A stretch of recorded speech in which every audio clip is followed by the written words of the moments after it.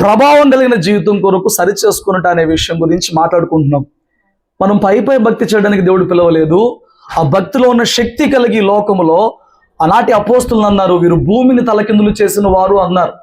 దేవుని నిజముగా వెంబడించినప్పుడు ఆయన ఇచ్చే శక్తి ఎలా ఉంటుంది అన్నారంటే, ఆయన కాదు, మానవులే భూమిని తలకిందులు చేసిన వారుగా మార్చబడ్డారంట. ఆనాటి ప్రభావం ఈనాడు మనలో లేకపోవడానికి కారణం మన అజ్ఞానపు, బలహీనపు, రాజీ పడిపోయిన జీవితమే. కాబట్టి ఏవేవి సరి చేసుకోవాలో ఎన్నో విషయాలు జీవగ్రంథం ముందు రాసి పెట్టినప్పుడు వాటిలో ఒక్కొక్కటి మన జీవితాల్లో ఎంత లోతుగా సరి చేసుకోవాలో చూసే ప్రయత్నం మనము చేస్తున్నాం. చూడండి, గడిచిన వారము మనము కొన్ని విషయాలు ధ్యానం చేసాం. ఎంతమంది గుర్తున్నాయి? రాసుకునే కావు, బుక్కులో రాసుకునే ఎవరైనా చెప్పేద్దు టక్ టక్ తిరిగేసి. హృదయంలోనే చెప్పండి.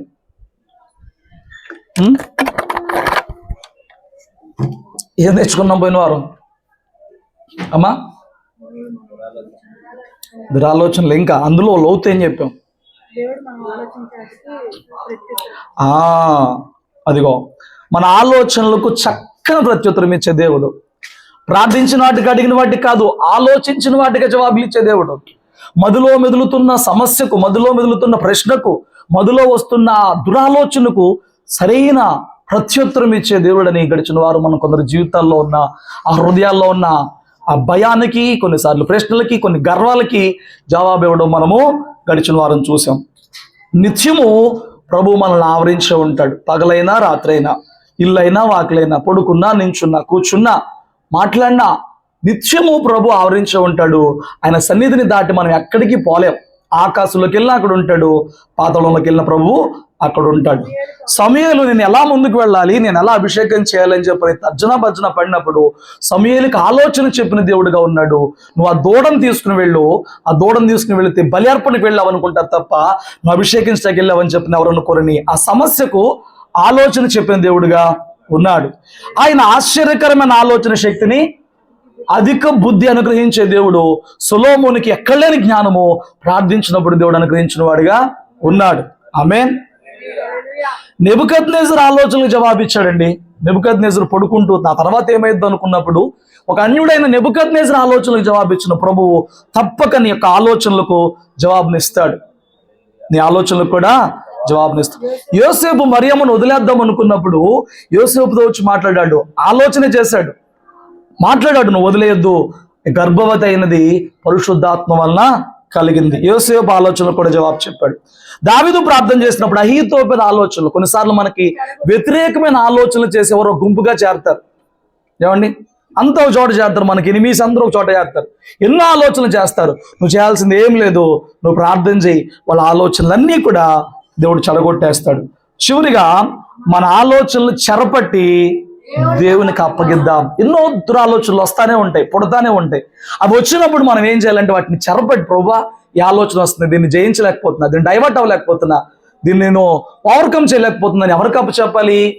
దేవునికి అప్పచెప్తే నీ థాట్ని ఆపుతాడు, నీ ఓవర్ థింకింగ్ ని ఆపేస్తాడు. ఆమేన్. చూడండి, ఈ వారం మనము దురాలోచనలో పార్ట్ 3. ఇది చూడండి, చాలా బాగుంటుంది. ఆలోచన సరళిని సరి చూసుకోవడం ఎలా, మనం ఆలోచించే విధాన్ని, నేను ఎలా ఆలోచన చేస్తున్నాను. ఇప్పుడు చూడండి, ఇప్పుడు మనము హాస్పిటల్కి వెళ్ళాం అనుకో, ఆయాసం ఉందని, వాడు కొన్ని చెక్ చేస్తాడు, బీపీని చెక్ చేస్తాడు. నీ బీపీ నీకు తెలిసిద్ది, నీ గుండెగా ఎలా కొట్టుకుంటుందో, నీ బ్లడ్ ప్రెషర్ ఎలా కొట్టుకుంటుందో నీకే తెలిసిద్ది. అప్పుడు తెలిసినప్పుడు జాగ్రత్త పడతావు, అవునా కదా? నీ హార్ట్ బీట్ ఎంత ఉంది, నీ వెయిట్ ఎంత ఉంది, వీటిని చెక్ చేసుకుంటాం, చెక్ చేసుకోమా. ఈ మధ్యాహ్నం, ఈ సాయంత్రం ఆలోచన సరళని సరి చేసుకోవడం, సరి చూసుకోవడం. అసలు నేను ఎలా ఆలోచన చేస్తున్నాను, నా ఆలోచన సరళ ఎలా ఉంటుంది, సరి చూసుకోవాలి. స్తోత్రం చెప్పు. కొన్నిసార్లు దీన్ని ప్రత్యేకంగా అక్కర్లేదు, చాలా సందర్భాల్లో దేవుని సన్నిధిలోకి వచ్చినప్పుడు, వాక్యం వింటున్నప్పుడు, కొంచెం మంచి వాళ్ళు సాక్షి వింటున్నప్పుడల్లా మన అంతరంగం ఆల్రెడీ చెప్పేస్తుంది, నువ్వు ఇలా లేవుగా, నీ ఆలోచనలో లేదుగా, నీ బుద్ధిలో లేదుగా, నీ వ్యక్తిత్వంలో లేదు కానీ చెప్పేస్తుంది. సరే, ఒకవేళ నీ ఆలోచన, మన ఆలోచన సరళి సరిగా లేకపోతే సరి చూసుకున్నాం, ఈరోజు గడిచిన దినాలు వాక్యాలను బట్టి సరి చూసుకున్నాం, సరిగా లేదు, అయితే సరి చేసుకుంటానికి మార్గం ఉందా లేదా? ఆరోగ్యం బాగోపోతే డాక్టర్ సలహాలు పాటించినప్పుడు సరవుతుందా, సరవట్లేదా? నీ ఆలోచన విధానం బాగోకపోయినా దాన్ని సరి చేసుకుంటాం కూడా రాత్రి అయ్యిద్ది. ఆ మాట నేను చెప్తున్నాను. ఆమేన్. అది మనుషులు చేయలేకపోవచ్చేమో కానీ దేవునికి సమస్తము సాధ్యమే. నీ ఆలోచన సరళి సరిచేయబడాలంటే 4 పాయింట్స్ చెప్తా. నీ ఆలోచన సరళి సరి చేయబడాలి. బాగోలా, సరి చూసుకుంటే బాగోలా, మరి సరి చేయాలంటే ఎలా? నీ ఆరోగ్యం చెక్ చేసుకుంటే బాగోలా, మరి సరి అవ్వాలంటే ఎలా? వాడేదో మందులు ఇచ్చి డైట్ ఇచ్చి ఇది ఫాలో అవ్వు, నెల రోజుల తర్వాత మళ్ళారా, మళ్ళీ టెస్ట్ చేస్తా, మళ్ళీరా ఆడుతా, ఒక నెల 2 నెలలు 3 నెలలు వాడు నిన్ను ప్రాసెస్లో పెట్టి ఎంతో కొంత సెట్ చేస్తాడు. అప్పుడు అంటూ 3 నెలల క్రితం అమ్మో అల్లాడిపోయాను, ఇప్పుడు కొంచెం తగ్గిని బాగానే ఉన్నాను చెప్పుకొస్తావు. సరి చేశాడు కదా. సరి లేనప్పుడు ఓకే, నీ ఆలోచన సరళని చూసుకుంటే సరిగా లేదు. సరి చేసుకోవాలంటే ఏం చేయాలి చూడండి. నీ ఆలోచన సరళి సరి చేయబడాలంటే వాక్యము కొరకు ఆకలి ఉండాలండి. ఇది లేని వాళ్ళ ఆలోచనలు బాగుపడవు. నాన్న కాల్ది, ఇది లేని వాళ్ళ ఆలోచనలు బాగుపడవు. ఏది లేని వాళ్ళని ఆకలి పుట్టాలి వాక్యం కొరకు. నీ జీవితంలో వాక్యానికి ఇస్తున్న సమయం ఎంత? నీ దినములో వారములో వాక్యానికి ఇస్తున్న సమయం ఎంత? ఏమండి? ఎందుకంటే నువ్వు ఎంత వాక్యం చేత నింపబడుతూ ఉంటే అంత నీ ఆలోచన సరళి మారిపోతూ ఉంటుంది. ఏ ఇన్పుట్ వెళ్తుందో అలాంటి అవుట్పుట్టే బయటకు వస్తుంది. మళ్ళీ చెప్తానండి, నువ్వు ఏవి ఎక్కువ నింపుకుంటావో, ఏవి చూస్తున్నావో, ఫోన్లో, సినిమాలో, లేకపోతే ఇంకేవో ఏవి ఇన్పుట్ ఇచ్చుకుంటున్నావో రోజు అవుట్పుట్ అదే వచ్చింది. అదే నువ్వు రక్షణ పొందుకున్న వ్యక్తివై నీకు వాక్యం కొరకు ఆకలి ఉంటే, నీలో వాక్యం నింపబడితే నీ ఆలోచనలు కూడా అరే ఈ విషయంలో వాక్యం ఎట్లా చెప్తుంది, ఈ విషయంలో వాక్యం ఇలా ఉందే, కుటుంబంలో వాక్యం ఇలా ఉండమంటుంది, భర్తతో వాక్యం ఇలా ఉండమంటుంది, సంఘంలో వాక్యం ఇలా ఉండమంటుంది, పిల్లలకి ఇలాగ నేర్పించమని చెప్తుంది. నీకు ఆ వాక్యము కొరకైన ఆకలి ఉండి వాక్యంతో నింపుకుంటే నీ అవుట్పుట్ కూడా బాగుపడుతుంది. ఆమేన్. నా మాటలు మీకు అర్థమైనయా?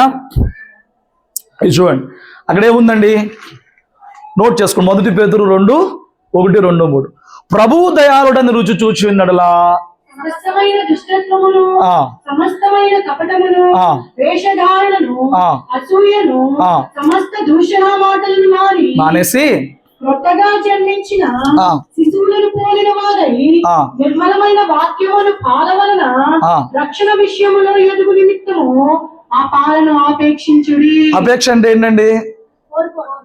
మీకు అనేక సార్లు చెప్పా. ఉపేక్ష అంటే వద్దనుకోవడం, అపేక్ష అంటే కోరుకోవాలి.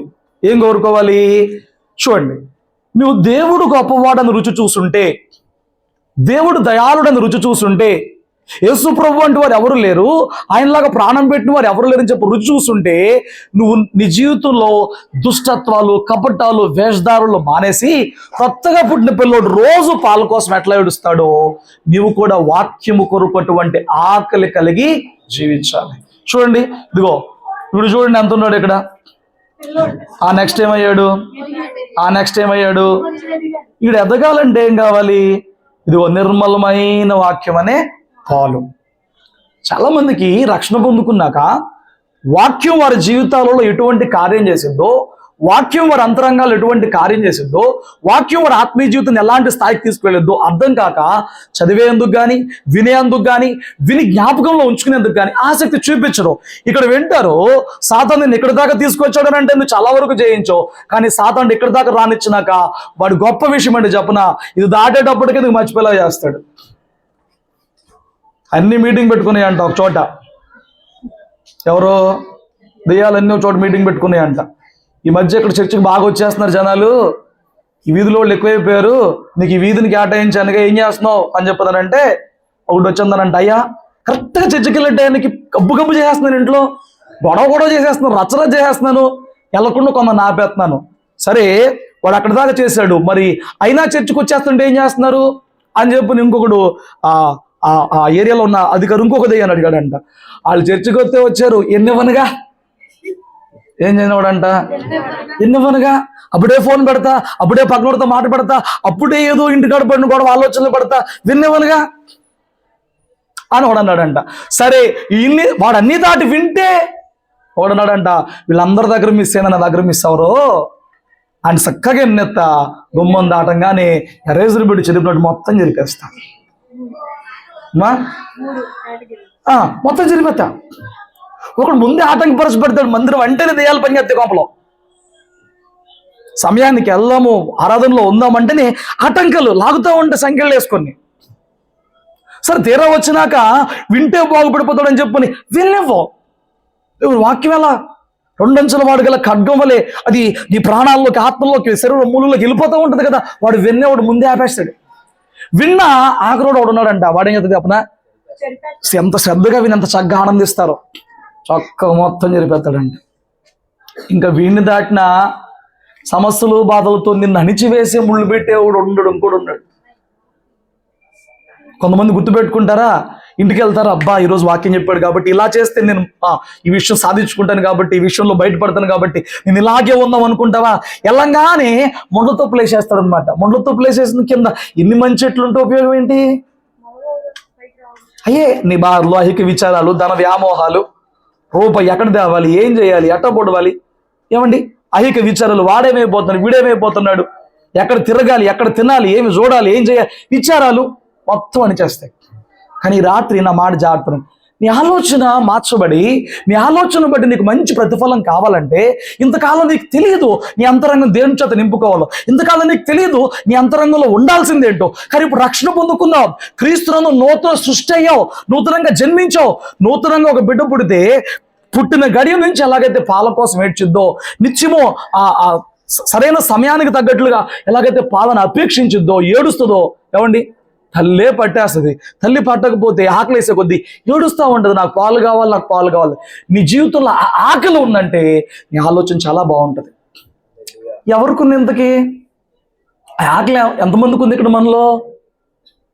నా ఆత్మీయ జీవితం పాడవకూడదు. ఇన్నాళ్ళు సరైన జ్ఞానం లేకే, సరైన ఆలోచన లేకే నా జీవితం కట్టుకోలేకపోయాను, నా వ్యక్తిత్వాన్ని కట్టుకోలేకపోయాను, నా కుటుంబ వ్యవస్థను కట్టుకోలేకపోయాను. ఇప్పటికైనా భవిష్యత్తు కట్టబడాలి కాబట్టి వాక్యం ధ్యానం చేద్దాం, ఇంకా ఏమన్నా నేర్చుకోవాలా, ఇంకేమన్నా మార్చుకోవాలా. ఈ తాపత్రయం ఎవరికి ఉంది?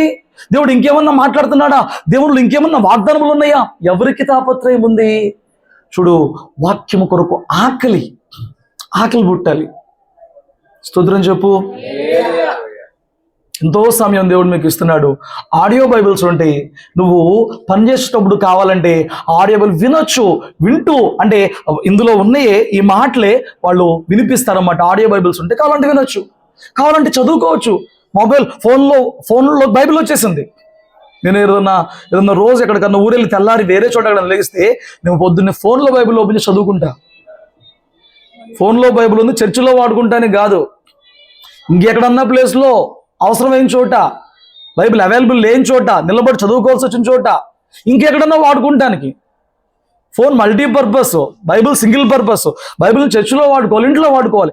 ఈ రెండు చోట్ల లేకుండా మరొక చోట ఎక్కడన్నా ఉన్నప్పుడు ఫోన్లో చదువుకోవచ్చు. ఆమేన్. కొంతమంది అర్థం కావట్లేదు అంటారు, కొంతమంది ఎక్కట్లేదని అంటారు. ఏమండి సరే, గడిచిన వారం చెప్పిన వాక్యాన్ని ఈ వారం అంతా ధ్యానం చేస్తే నీ ఆలోచన ఎంత సరి చేయబడుతుందో. అవునా? సమస్యలో ఉన్నప్పుడు సమూయేలుకి దేవుడు ఇలా చెప్పాడా? నాకు సమస్య ఉందిగా, మరి నేను కూడా ప్రార్థన చేస్తే దేవుడు చెప్తాడేమో కదా. అలాంటి ఆలోచన నీకు మారిద్ది. సహజంగా మనకేం అలవాటు, సమస్య రాగానే ఎవడొకడు ఉంటాడు, వాడికేం తెలియదు, నీకు సలహాలు ఇచ్చేద్దా ఉంటాడు. వాడికి చెప్తా వెళ్ళి, వాడు నాకే చెప్పాడు కదా పెద్ద పైల్వాన్ అని చెప్పని నేను సచ్ సలహాలు ఇచ్చి నేను పాడు చేస్తూ ఉంటాడు. మాటలు మీకు అర్థమవుతున్నాయా? నీలోనే వాక్యం ఉంటే నీకు దేవుని మీద ఎలా ఆధారపడాలో తెలిసింది, దేవుని ఎదుట నీతిగా ఎలా నడవాలో తెలిసింది, దేవుని మేలు పొందుకునే మార్గం ఏంటో నీకు తెలిసింది. ఇవి లేక నీ జీవితం ఇంతకాలం పాడైపోయింది. అపేక్ష ఉండాలి, కోరుకోవాలి. దేవుని వాక్యం చెప్పేటప్పుడు ఒకప్పుడు ఉన్న ఆ శ్రద్ధ, ఒకప్పుడు నా తీవ్రత చాలా మందిలో అది గణనీయంగా తగ్గిపోవడం చూస్తున్నా నేను. కారణం ఏంటంటే ఆకలి లేదు. ఇప్పుడు ఇంటికాడ అమ్మ బిర్యానీ తయారు చేసింది, వీడికి తెలియదు ఏం తయారు చేస్తుందో. ఈలో పెళ్ళి రోడ్డు మీద అడ్డమైన గడ్డని తిని వచ్చాడు. ఇంటి రంగానే బిర్యానీ అని అంటే ఏం ఎక్కిద్దండి? తల్లి ఏం ఆశపడిద్ది, ఇంత తింటాడు అనుకునిద్ది. వాడిని ఫుల్గా తినేసానని చెప్పి 4 మొక్కలు తిని పక్కన పడుకుంటాడు. కారణం ఏంటి? చెత్త నింపబడితే, అడ్డమైందంతా నింపబడితే అసలైంది ఎక్కడ వెళ్ళిద్ది? నీ హృదయంలో ఏది వద్దో, ఏది ఉండకూడదో, ఏది వ్యర్థమో, ఏమండి లోకంలోని వార్తలు, ధన వ్యామోహాలు, వాడి మీద వీడి మీద విషయాలు, పగలు, ప్రతీకారాలు, అంతరంగం అంతా అయ్యే నింపబడితే వాక్యం వెంకట నింపబడిద్ది. నీ అంతరంగం వేరే దేని యందు ఆనందిస్తున్నట్లయితే వాక్యం ఎక్కడెక్కిద్ది? ఇదిగో దేవుని వాక్యం సెలవిస్తుంది, గడ్డి ఎండిపోతుందంట, పువ్వు రాలిపోతుందంట, కానీ వాక్యము నిత్యము నిలిచిద్దంట. ఈ వాక్యం నీలో ఉంటే నీవు నిత్యము నిలుస్తావు, పరలోకంలో ప్రభుతో నిలుస్తావు. హల్లెలూయా. చూడండి, నీ ఆలోచన సరి చేయబడాలంటే వాక్యం నీకు తెలిసి ఉండాలి, వాక్యం వెరిగి ఉండాలి, వాక్యం చేత నింపబడి ఉండాలి. నీ దగ్గరకు వచ్చిన వాక్యాన్ని త్రోసివేయకూడదు, ధ్యానిస్తూ ఉండాలి, విని నేర్చుకుంటూ ఉండాలి. హల్లెలూయా. అప్పుడు నువ్వు అలాగే ఎదుగుతా వెళ్తావు. చాలా మంది మరుగుజ్జులు అయిపోయారండి. అక్కడ వాళ్ళు అక్కడే ఉన్నారు, మరుగుజ్జులే. ఎదుగుదల లేదు, పరిపక్వత లేదు, దుష్టుని మీద, శోధనల మీద, వచ్చే వాటి మీద విజయం లేదు. నిత్యము అక్కడే పడిపోవడం, నిత్యము అక్కడే కృంగిపోవడం. కారణం వారిలో వాక్యం లేదు. హల్లెలూయా. అందరికీ నిండు ప్రేమతో చెప్తున్నాను, వాక్యాన్ని మీ జీవితంలో నిర్లక్ష్యం చేయొద్దు. వాక్యం అంటే దేవుని మాట, వాక్యం అంటే జీవపు మాట, వాక్యం అంటే బ్రతికించే మాట. దాంతో నువ్వు ఎంత నిర్లక్ష్యం చేసుకుంటావో అంతకంతకు నీ ఆత్మీయ జీవితంలో పైకి బాగానే ఉంటావు, మందిరానికి వస్తావు, వెళ్ళిపోతావు, సమస్యలు చెప్పుకుని ప్రార్థన చేయించుకుంటావు, ఎవడి కన్నీరుకో ఎవడి ప్రార్థనకో నీకు జవాబులు వస్తూనే ఉంటాయి. కానీ నువ్వు యుద్ధ రంగంలో గెలవలేవు, ఓడిపోతూనే ఉంటావు. శోధనలో గెలవలేవు, ఓడిపోతూనే ఉంటావు. నీ ఆలోచన సరళి ప్రభువుకి ఎప్పుడు అసహ్యంగానే ఉంటుంది, ప్రభువు చేత మాత్రం అంగీకరించబడు. కాబట్టి అధికముగా సమయం ఉన్న కొలది వాక్యం చేత నింపబడు. ఆ వాక్యం నీతో మాట్లాడి అద్దములని బ్రతుకుని చూపించి, అద్దములని స్థితిని చూపించి, నువ్వు ఎంత మార్చబడితే అంత దీవించబడతావో, ఏది మార్చుకుంటే అంత బాగుపడతావో నీతో సంపూర్ణంగా మాట్లాడేది. కాబట్టి మన ఆలోచన సరళి మారాలంటే మొదటిగా వాక్యం కొరకు ఆకలి ఉండాలి. రెండో విషయం ఏంట్రా బాబు అంటే ప్రార్థనా జీవితం. ప్రార్థన జీవితం. రక్షణ పొందుకున్నాక అనుదినము ప్రార్థించాలి. ఏమండి, నిండు హృదయంతో ప్రార్థన చేసి ఎంతకాలం అయింది? కనీసం భోజనం చేసేటప్పుడు కూడా ఆత్రోస్తోత్రం ఆమెన్ అయిపోయిందంటారు. నిండు హృదయంతో దేవా ఆ ముద్ద పట్టుకుని, ఆ పళ్ళెంలో చేయబెట్టుకుని, ఇది లేక ఎందరో ఏడుస్తుంటే ఈ రోజు నాకు దీన్ని తినగలిగి ఆరాయించుకోగలిగిన భాగ్యం ఇచ్చావు కదా, నిండు స్తోత్రాలు నిండు హృదయంతో చెప్పి ఎంతకాలం అయింది? లేదు. చాలా మందిలో ఒకప్పుడు ఉండేది అంతా భక్తి, అంత ఫ్యాషన్ అయిపోతుంది, షార్ట్ కట్ అయిపోతుంది. ఆమెన్. ఏంటిది? ఒక మాట నోరు తెరిసి అరగంట తినే తిండి కోసం 6 నిమిషం కూడా ప్రార్థన చేయలేవు నువ్వు. చూడు, యుద్ధాలైన ప్రాంతంలో ఆహారం దొరక్క వాళ్ళు ఎలా అలమటిస్తున్నారు, ఆఫ్రికా ఖండాల్లో ఆహారం లేకుండా ఎలా అలమటిస్తున్నారు. ఏమండి, ఆ రష్యా ఉక్రెయిన్కి వారు జరిగినప్పుడు ఆ పిల్లలు ఆ ఆకలికి ఎంత అల్లాడిపోయారో. వాళ్ళు ఆ గడ్డలయ్యో తెచ్చుకుని, వాటిని కందగడ్డ లాంటి గడ్డలయ్యో ఉంటాయి, దొరుకుతాయి, అటు పేరేదో ఉంటాయి, ఏవో తెచ్చుకుని వాటిని వేసి ఉడకేసుకుని వాటినే ముద్దలు చేసుకుని తింటూ ఉంటారు. వాళ్ళకి నిత్యం ఏదో ఒకటి, నిత్యం అదే. నాకు తెలియదులేదు, నిత్యం అదే వాళ్ళకి. నీకు కోరింది పగలొకటి, మధ్యాహ్నం ఒకటి, రాత్రికి ఒకటి, ఒకే కూర 2 రోజులు వస్తే నిన్న మాసమే వాళ్ళ మాసమే, నిన్న మాసమే, అది కూడా ఎగుటైపోతుంది.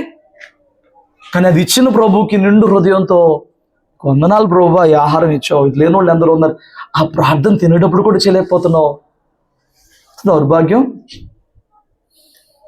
ఉదయం లేచావంటే బ్రతికిచ్చాడు దేవుడు, తెల్లారిందంటే దేవుడు బ్రతికిచ్చాడు.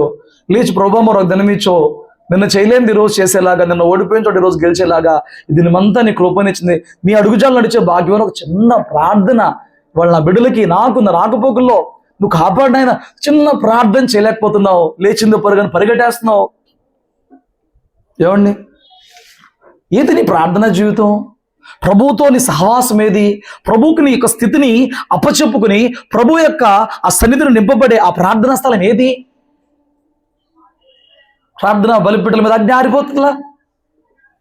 ప్రభు దగ్గర నుంచి ఎన్నో కావాలి, కానీ ప్రభువుకి నీ ప్రార్థన కావాలి. నీకు ప్రభు దగ్గర నుంచి ఎన్నో కావాలి. అలా ప్రభు చేయాలంటే ప్రభువుకి నీ ప్రార్థన కావాలి. ఎందుకు చేయాలి నీకు? నేను మళ్ళీ చెప్తున్నా, సావుకుడు ప్రార్థన ఏమీ లేదు. 99 మార్కులు నీయే, 1 నాది, అంతే. నువ్వు పూర్తిగా బలహీనమైపోయి ఏ దుష్టువశం అయిపోయినప్పుడు నాకు అర్థమైంది, ఆటోమేటిక్గా నిలబడిపోతాను నేను.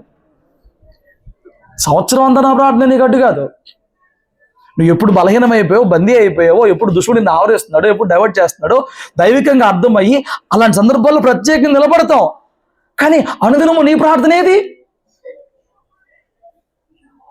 స్తోత్రం చెప్పు. ఏంటండి, దేవుని వాక్యం చదవక, దేవుని ప్రార్థన చేయక, దేవుని బిడ్డలవని జీవిస్తూ దేవుని దగ్గర నుంచి ఏది సంపాదిద్దాం అనుకుంటున్నావు? దేవునికి ఏమి ఘనత ఇద్దాం అనుకుంటున్నావు? నీకు ఒక వచనం చూపిస్తాను. ఇప్పుడు ఏం చేస్తుంది? ఈ వచనం చదివి పెట్టండి. ఇక్కడ వేయలేదులేండి, మీరు అక్కడ చదవాలి. ఈసానా చూడండి. ఈసాను దేనిని గూర్చి చింతపడుకుడి గాని ప్రతి విషయంలోనూ ప్రార్థనా విజ్ఞాపముల చేత కృతజ్ఞతాపూర్వకంగా మీ విన్నపములు దేవునికి తెలియజేయుడి. అప్పుడు సమస్త జ్ఞానములకు మించిన దేవుని సమాధానము యేసుక్రీస్తు వలన మీ హృదయములకును మీ తలంపులకును కావలియుండును. స్తోత్రం చెప్పు. అది ఎంత చక్కగా ఉందో వాక్యం, మీకు అర్థమవుతుందా? దేనిని గూర్చి. నీకు ఈ మాట ఎంతమంది చెప్తారు అమ్మా? నీకు ఈ మాట ఎంతమంది చెప్తారు? అమ్మా ఎందుకమ్మా చింతపడుతున్నావు? చింతపడుకో. నీకు ఈ ధైర్యం ఎవరిస్తారు? నీకు ప్రోత్సాహం ఎవరిస్తారు? సరే నీ సమస్య చెప్పావు, అమ్మో ఇక మనం ఏం చేయలేం. అదే కదా చివరికి చెప్పేది. బాధపడుతుంటే ఎవడన్నా నాలుగు వచ్చేయండమ్మా అంటారు. స్టోరీ చెప్పేవా నువ్వు ఎప్పదీసి, అమ్మో మనమేం చేయగలం? మనమేం చేయగలం? ఎవడేం చేయలేడు. కానీ వాక్యం కూడా ఏం చెప్తుందో, దేనిని గురించి చింతపడొద్దు, ప్రతి విషయం దేవుడికి దాపాలి అనేది ఏమి లేదు, దాచిన చూస్తున్నాడు. ప్రతి విషయంలో ప్రార్థన, విజ్ఞాపన, కృతజ్ఞతతో మీ విన్నపాలు ఎవరికి చెప్పాలి? చెప్పాలి. చింతించి ఏం సాధిస్తావు? అది భర్త గురించైనా, బిడ్డ గురించైనా, నీ డబ్బులు, ఆర్థిక పరిస్థితుల గురించైనా, భవిష్యత్తు నువ్వు చింతించి నీ చింతను ఎప్పుడు పెంచుకోలేవు. ఏమండి, పెరిగే ఏంటో చెప్పిన చింతించడం వల్ల బీపీలు, షుగర్లు, థైరాయిడ్లు, మెడికల్ బిల్లు, ఇంట్లో నీకు సేవలు, పరిచర్యలు, బైకుల మీద అటు ఇటు హడావుడిగా పరిగెత్తడాలు, ఇవే పెరుగుతాయి, ఇంకేం పెరగవు. దేవుని వాక్యం చెప్తుంది, నువ్వు ఎప్పుడైతే ప్రతి విషయం దేవునికి అప్పచెప్పావో అప్పుడంట సమస్త జ్ఞానం మించిన దేవుని సమాధానం, దేవుడు ఏమిస్తాడంట? సమాధానం ఉండి ఎంతకాలం అయిందండి అయ్యా? సమాధానంగా బ్రతికి ఎంతకాలం అవుతుంది? ఒక దినమంతా ప్రశాంతంగా ఉండి, ఒక దినమంతా ధైర్యంగా ఉండి, ఒక దినమంతా నెమ్మదిగా ఉండి ఎంతకాలం అవుతుంది? ఎన్ని రోజులు అవుతుంది? ఎవరికి వచ్చింది ధైర్యం? ఎవరికి వచ్చింది నెమ్మది? ఎవరికి వచ్చింది సమాధానము? ఎదురు తిరిగిన వాళ్ళు టప్పి కొట్టేసేసేసి కొల్లపోటు చేసి నోరు మూపితే అప్పుడు వచ్చింది అనుకున్నావా? నీ జ్ఞానంతో, మాటలతో రేగిపోయి వాళ్ళు నోరు మూపితే వచ్చింది అనుకున్నావా? సమాధానం ఎప్పుడు వచ్చిద్దయ్యా అనంటే, దేవుని ఎదుటి నీ భారం అంతా దింపుకుంటే దేవుడిని ప్రార్థన అంగీకరిస్తాడండి. ఎప్పుడు దేవుడిని ప్రార్థన అంగీకరించాడు? నీ భారం దిగిపోవడం ప్రార్థనలు తెలిసింది. అది మాటలతో వర్ణించలేంది, ఎవరికి వాళ్ళు తెలుసుకోవాల్సింది. ఎప్పుడైతే నీ భారం ప్రార్థనలో దిగిపోయిందో, దేవుడు అంగీకరించాడో, అప్పుడు నీ అంతరంగానికి అటు పక్కన సమస్య ఎంత గొప్పదైనా సమాధానం ఆవరించబడింది. సమాధానం వచ్చేస్తుంది. స్తోత్రం చెప్పు. ఎవరి అంతరంగం సమాధానంగా ఉంటుందో వారి ఆలోచనలు చాలా సవ్యంగా ఉంటాయి. అప్పుడు ఏమైందంట? యేసుక్రీస్తు వలన నా సమాధానం మీ హృదయాలకి, మీ తలంపులకి. కింద చూడండి, మన హృదయానికి, తలంపులకి. ఇదిగో ఈ మనిషి చుట్టూ చూడండి, ఒక లైటింగ్, ఒక రౌండ్ స్పీర్ లా ఉంది. అదేం చూపిస్తున్నారంటే హృదయాలకి, తలంపులకి కావాలి ఉన్న దేవుని సమాధానం చూపిస్తుంది. ఎవరు ప్రార్థన చేస్తారో వారి హృదయము, తలంపులు కూడా పాడవకుండా, లిమిట్ దాటకుండా, కంట్రోల్ మిస్ అవ్వకుండా దేవుని సమాధానం మన వల్ల ఆవరించి కాపుదల కాస్తూ కావలి కాస్తుంది. స్తోత్రం చెప్పు. నేను అక్కడ కూర్చుంటా, వీళ్ళు అలరా చేసినప్పుడల్లా అలరా చేయ, ఆ కంట్రోల్ చేయకపోతే వాళ్ళకి తెలియదు దేవుని సంగతి ఎలా ప్రవర్తించాలో. ఇక్కడ నీకు తెలియదు ఎలా ప్రవర్తించాలో లోకంలో. ఎప్పుడైతే నువ్వు ప్రార్థనా జీవితం బలంగా ఉంటుందో దేవుని సమాధానం కంట్రోల్, తలంపులు కాచేది, ఇంతకు మించి వెళ్ళొద్దు. నువ్వు అంటావు, ఎందుకు ఆ రోజు అందాం అనుకున్నా ఆగిపోయాను, అనకపోవడం మంచిదైంది. ఎందుకు వెళ్దాం అనుకున్నా వెళ్ళకపోయాను, కొందాం అనుకున్నా కొనకపోయాను, అదే బాగుంది. స్తోత్రం చెప్పు. మొన్న వాడెవడో చర్చిలో ఉన్న ఒక రోడ్డుకి ఫోన్ చేశాడు, మా చర్చిలో ఉన్న కుర్రోడు ఫోన్ చేసి అన్నాడంట, నేను ఎక్కడికో వచ్చాను, ఏదో ఊరు చెప్పాడంట.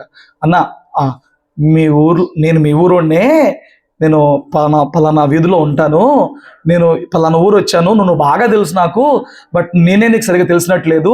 ఈ ఊరు వస్తే నాకు ఇక్కడ 7 కేజీలు బంగారం దొరికింది, దీన్ని ఎట్టాపట్రా అలాంటి తీసుకెళ్ళి నాకు ఖజనా భజన అయిపోతున్నాను, నువ్వు రా అంటాడంట.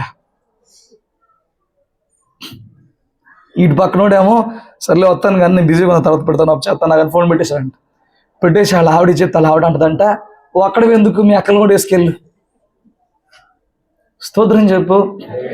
ఇప్పుడు ఆడ ఆశకు గనక పడిపోతే ఏమైద్ది? సర్వం షవరే. అది సరైంది కాదు అనే నీకు ఆ వివేచన కలగాలంటే నీకు ఒక బౌండరీ దేవుడు ఏర్పాటు చేయాలి. ఇది కరెక్ట్ కాదు, నీకు ఆ వివేచన, ఆ సమాధానము, ఆ తలంపు మితి మేరకుండా అమ్మో 7 కేజీల అలాంటి ఆశలు పట్టుకుండా ఆ తలంపులు ఎవరు కంట్రోల్ చేయాలి? లేకపోతే మునిగిపోతావు. స్తోత్రం చెప్పు. మాటలు నీకు అర్థమవుతున్నాయా? నీ తలంపులకు ఆ కంట్రోల్ ఎక్కడి నుంచి వచ్చింది? ఆ బౌండరీ ఎక్కడి నుంచి వచ్చింది? ప్రార్థనా జీవితం. నీకు తెలియకుండానే ఎన్నో విషయాల్లో పడిపోకుండా నీ ప్రార్థనా జీవితం ఆపిద్ది. నీకు తెలియకుండా ఎన్నో కీడుల్లో పడిపోకుండా, ఎన్నో సమస్యల్లో చిక్కునిపోకుండా, మాట ద్వారా కానీ, క్రియ ద్వారా కానీ, రూపాయి ద్వారా కానీ పడిపోకుండా, లిమిట్ దాటకుండా నీ ప్రార్థనా జీవితం సమాధానం అంతరంగానికి ఇచ్చి కంట్రోల్ చేస్తుంది. హల్లెలూయా. ఎంతమంది కంట్రోల్ ఉంది మన జీవితాల్లో, మన తలంపుల్లో, మన ఆలోచనలో? ఎంతమంది బౌండరీ లైన్ యువతలు ఉంటున్నావు? ఉండలేకపోతున్నాను. కారణం ఏంటనంటే నీ సమస్యలు ఏవైతే ఉన్నాయో, నీ ఆర్థిక ఇబ్బందులు, నీ కలహాలు, గొడవలు అన్నీ ఏం చేయమంటున్నాడు? మీ విన్నపములు దేవునికి ఇంట్రోవో నా భర్తలాగా అంటాడు. ఎవరికి చెప్పాలి? ఊరంతా కాదో, ఎవరికి చెప్పాలి? పుట్టింటికి ఫోన్ చేసి కాదో, ఎవరికి చెప్పాలి? అబీగైల్ ఏం చేసిందండి? బైబిల్లో భక్తులు ఏం చూపిస్తున్నారండి మనకి మాదిరి? స్తోత్రం చెప్పు. నీ భార్య ఎందుకు లోపట్ల? ఎవరికి చెప్పాలి? అత్తగారికి ఫోన్ చేస్తాం కాదు, ఎట్టగానే పెంచేది నీ కూతురునే తీసిపో కాదు, ఎవరికి చెప్పాలి? అయ్యా నా భార్యకి జ్ఞానం ఇవ్వు, జ్ఞానవంతుల ఇల్లు కట్టిద్ది, కట్టాల్సింది నా భార్యే, కానీ నా భార్యకి సరైన జ్ఞానం రావట్లేదు. ప్రార్థన చేయి, భర్తగా నువ్వు ప్రార్థన చేయి. ఇస్సాకు ప్రార్థన చేసినప్పుడు రిబ్కా గర్భం తెరవబడింది. ప్రార్థన స్త్రీలకు కాదు ఇవ్వబడింది, ప్రార్థన పురుషులకి ఆధిక్యత. ప్రతి స్థలములో చేతులెత్తి ప్రార్థన చేయమని పురుషులకు ఆజ్ఞ ఇవ్వబడింది. సణుగులు ఉండకూడదు పురుషుడికి, ఎప్పుడు సంశయాలు ఉండకూడదు, భార్య మీద అనుమానాలు రాకూడదు. అనుమానాలతో నువ్వు చేసే ప్రార్థన దేవుడికి ఇష్టమవ్వు. హల్లెలూయా. ఏంటండి, నీ ఏ విషయమైనా ప్రభువుకి చెప్పగలవు, మనుషులకు కూడా చెప్పలేంది, భార్యకు, భర్తకు, అమ్మకి, నాన్నకు, అత్తకు కూడా చెప్పలేని విషయాలు నువ్వు ప్రభువుకి చెప్పి ప్రార్థన చేయాలి. కానీ ఈ వ్యాధులు తొలగిపోద్ది. సమాధానం నీ హృదయానికి కావలి కాసి తర్వాత ఎలా అడుగులు వేయాలో నేర్పించింది. నీ తలంపులు సరిచేయబడతాయి. నమ్ము. కాస్త ప్రార్థనలో గడుపు, కాస్త ప్రార్థన చేయి. ఆ చింత యావత్తు ఎవడో ఉంటాడనమాట, పాడు చేసేవాడు. కరెక్ట్గా బాధ రావడం వాడికి ఫోన్ కొట్టేస్తారు. వాడే పెద్ద ఏమండి షేక్స్పియర్ లాగా ప్రతి సమస్య, ప్రతి ఓటికి వాడు చెప్తాడు కదా, అట్లా చెప్పేలాగా వాడికి చేసేస్తాడు. ఎవడండి, ఎవరికేం తెలుసండి లోకంలో? స్తోత్రం చెప్పు. నీ ప్రార్థన జీవితం బాగుంటే నీ ఆలోచనలు బాగు చేయబడతాయి. కావలి లేకపోతే ఆ హృదయంలో సాతాను వచ్చేస్తాడు. నీ బౌండరీ లేకపోతే దాన్ని పట్టుకుంటాడు. ఏం కావాలి? కావాలి. చూడండి, ఇప్పుడు ఈ వ్యక్తి, ఆ మిగతా వాళ్ళందరూ బాగున్నారు, ఈ వ్యక్తికి ఏమైపోయింది? వాడు ఆలోచనలు రేక్ కొడుతున్నాడు, ఉద్రేకాలు రేక్ కొడుతున్నాడు. ఎందుకు? బౌండరీ లేదు, కావలి లేదు. ఇంటికి కంచె ఎందుకు వేసుకుంటాం? పశువులు, దొంగలు, ఇంకా మిగతా కంచె వేసుకుంటాం. ఏమి మన దొడ్లోకి రాకూడదని చెప్పాను. నీ హృదయానికి కావాలి ప్రార్థనా జీవితం మూలంగా వచ్చింది. నీ హృదయానికి ఆ బౌండరీ, ఆ సమాధానం, ఆ తలంపులకు ఆ కాపుదల ప్రార్థనా జీవితం మూలంగా వచ్చింది. ఆ ప్రార్థన లేకపోతే వాడు ఎంతసేపు నీలో ఉంటే రెచ్చగొడతాడు. ఆ రెచ్చగొట్టినప్పుడు ఎలా ఉంటుంది చెప్పనా? ఏదైనా చేసేస్తాం, కానీ చేసిన తర్వాత, అక్కడ నష్టం జరిగిన తర్వాత, ఇది నాకు తెలుసు కదా, ఇది నేను క్రైస్తవుడిగా చేయకూడదు కదా, ఇది చేయొద్దు అనుకుంటున్నాను కదా, చేశానే, బాధపడతా కూర్చుంటాం. బౌండరీ లేదు. నీ తలంపులు నీ స్వాధీనంలో ఉండటం లేదు. నీ ఆలోచనలు నీ చేతిలో ఉండట్లేదు. అవి అవి దుష్టుడి వశం అయిపోయినాయి. వాడు ఏది చెప్తే చేస్తున్నావు, వాడు ఎలా ఆడిస్తాడో ఆడుతున్నావు. అందుకని బ్రతుకులో నెమ్మది లేకుండా పోతుంది. ప్రభువుకి అప్పచెప్పు, ప్రభు నీకు సమాధానం ఇస్తాడు. సాతాను నిన్ను ర్యాగ్గొట్టే అవకాశం లేకుండా కంచి వేసేస్తాడు. చూడండి, ఈ వ్యక్తి ఎవరు అనుకున్నారు? వాడి హృదయంలో యేసు ప్రభు వారిని అప్పచెప్పాలనే తలంపు సాతాను పుట్టించాడంట. కంచి లేదు వాడికి, బౌండరీ లేదు వాడికి. వాడి హృదయంలో తలంపులు పుట్టించాడు సాతానుడు, వెంబడించాడు. ఈ రోజున మన హృదయంలో ఇన్ని తలంపులు పుడుతున్నాయి. అవి ఎవరి మూలంగా పుడుతున్నాయి? దురాలోచనలు సాతాను నుంచి పుడతాయి. దురాలోచనలు సాతాను నుంచి పుడతాయి. అయ్యా వింటున్నావా? కాస్త అప్పుడప్పుడు ఇలా మొహం కడుక్కోవడం ఏదో చేయి, నిద్ర వచ్చేస్తుంది నీకు. హృదయానికి కావాలి లేకపోతే చూడండి, యేసు ప్రభుతో 3.5 సంవత్సరాలు నడిచిన వాడినే సాతాను పాడు చేశాడు. నువ్వు ఏ సంఘంలో కూర్చుని ఎంత పెద్ద పాష చెప్పినా నీ హృదయానికి కంచి లేకపోతే ఏం ఉపయోగం? నువ్వు ఏ సంఘానికి వెళ్ళావు, ఎంత పెద్ద పాస్టర్ చెప్పాడు. కొంతమందికి పాస్టర్ల పేర్లు చెప్పుకుని గొప్పలు చెప్పుకుంటూ బాగుంటుంది. అది ఎంత పెద్ద పాస్టర్ అయినా కానీ, నువ్వు ఎంత పెద్ద విశ్వాసమైనా కానీ, నీ హృదయంలోనే ఉంటుంది మ్యాటరు. నువ్వు ఎంత వింటున్నావు, ఎంత కంచి వేసుకుంటున్నావు. హల్లెలూయా. మరి సరాసరి వాడు యేసు ప్రభు దగ్గరే ఉన్నాడు. ఇస్కరియోతు యోధ యేసు ప్రభు ఏమన్నా అల్లాటప్పవాడా? యేసు ప్రభు దగ్గరున్నా, పేతురు దగ్గరున్నా, మోషే పక్కన ఉన్నా, ఎలీషా పక్కనే ఉన్నా, ఎలీషా చేతి కిందే ఉన్నా, నువ్వు ఎక్కడున్నావు, ఎంత పెద్ద పేరు మోసిన సేవకుడితో ప్రార్థన చేయించుకుంటున్నావు, ఇది మ్యాటర్ కాదు. విత్తనం మనలో ఉంటుంది. భూమి మంచిదై ఉండాలి, హృదయం మంచిదై ఉండాలి. స్తోత్రం చెప్పు. నీ హృదయానికి నువ్వు ప్రార్థన మూలంగా నువ్వు కంచి వేసుకోవాలి. ఎలీషా దగ్గర ఉండేవాడు గ్యాజీ అనేవాడు. ఎంత పెద్ద సేవకుడి కింద ఉండే ఉపయోగం నీకు? నాకు అర్థం కాదు. కొంతమంది ఇలా చెప్పుకుంటారు, మా పెళ్ళి అంత పెద్ద పాస్టర్ చేశాడు. నువ్వు గుళ్ళు అయినా పెళ్ళి, నువ్వు అన్యుడిగా ఉన్నప్పుడు విగ్రహార్థన పెళ్ళి అయినా చేసుకుంటా, హృదయం బాగుంటే చాలు. ఇప్పుడు నీ ప్రార్థన పెళ్ళి అంటే నేను చేయలేను. నీ హృదయం బాగుండి నీ కాపురం ఆటోమేటిక్గా బాగుంటుంది. ఎంత పెద్ద పాస్. కొంతమంది గొప్పలు చెప్పుకుంటారు, మా అబ్బాయి పెళ్ళి ఎవరు చేశారు చెప్పినా, ఎవరు చేసినా అటు పక్క నా తల్లికి లోబడ్డం తెలియాలి, ఇటు పక్క నీ బిడ్డకు ప్రేమితం తెలియాలి, అప్పుడు వీళ్ళిద్దరు బాగుంటారు. చేసిన వాళ్ళు గొప్పే ఉండదు, చేసిన వాళ్ళు గొప్పే ఉండదు. జీవించాల్సిన వాళ్ళలోనే విత్తనం ఉంటుంది. స్తోత్రం చెప్పు. నీ హృదయానికి బౌండరీ కావాలి, అది ప్రార్థన మూలంగా దక్కుతుంది. ఆమేన్. వింటున్నారా? ముందుకెళ్దామా? చూడండి, ఆలోచన చెప్పే వాళ్ళతో జాగ్రత్త. 3rd point. 4th ఎక్కడ? 2వ పాయింట్లో సబ్పాటుగా చెప్పా, ప్రార్థన మూలంగా నీ హృదయానికి కావాలి వచ్చింది. అది లేకపోతే సాతానుడు వస్తాడు. నేను అసలు నెంబర్ వేయలేదు కదా అక్కడ.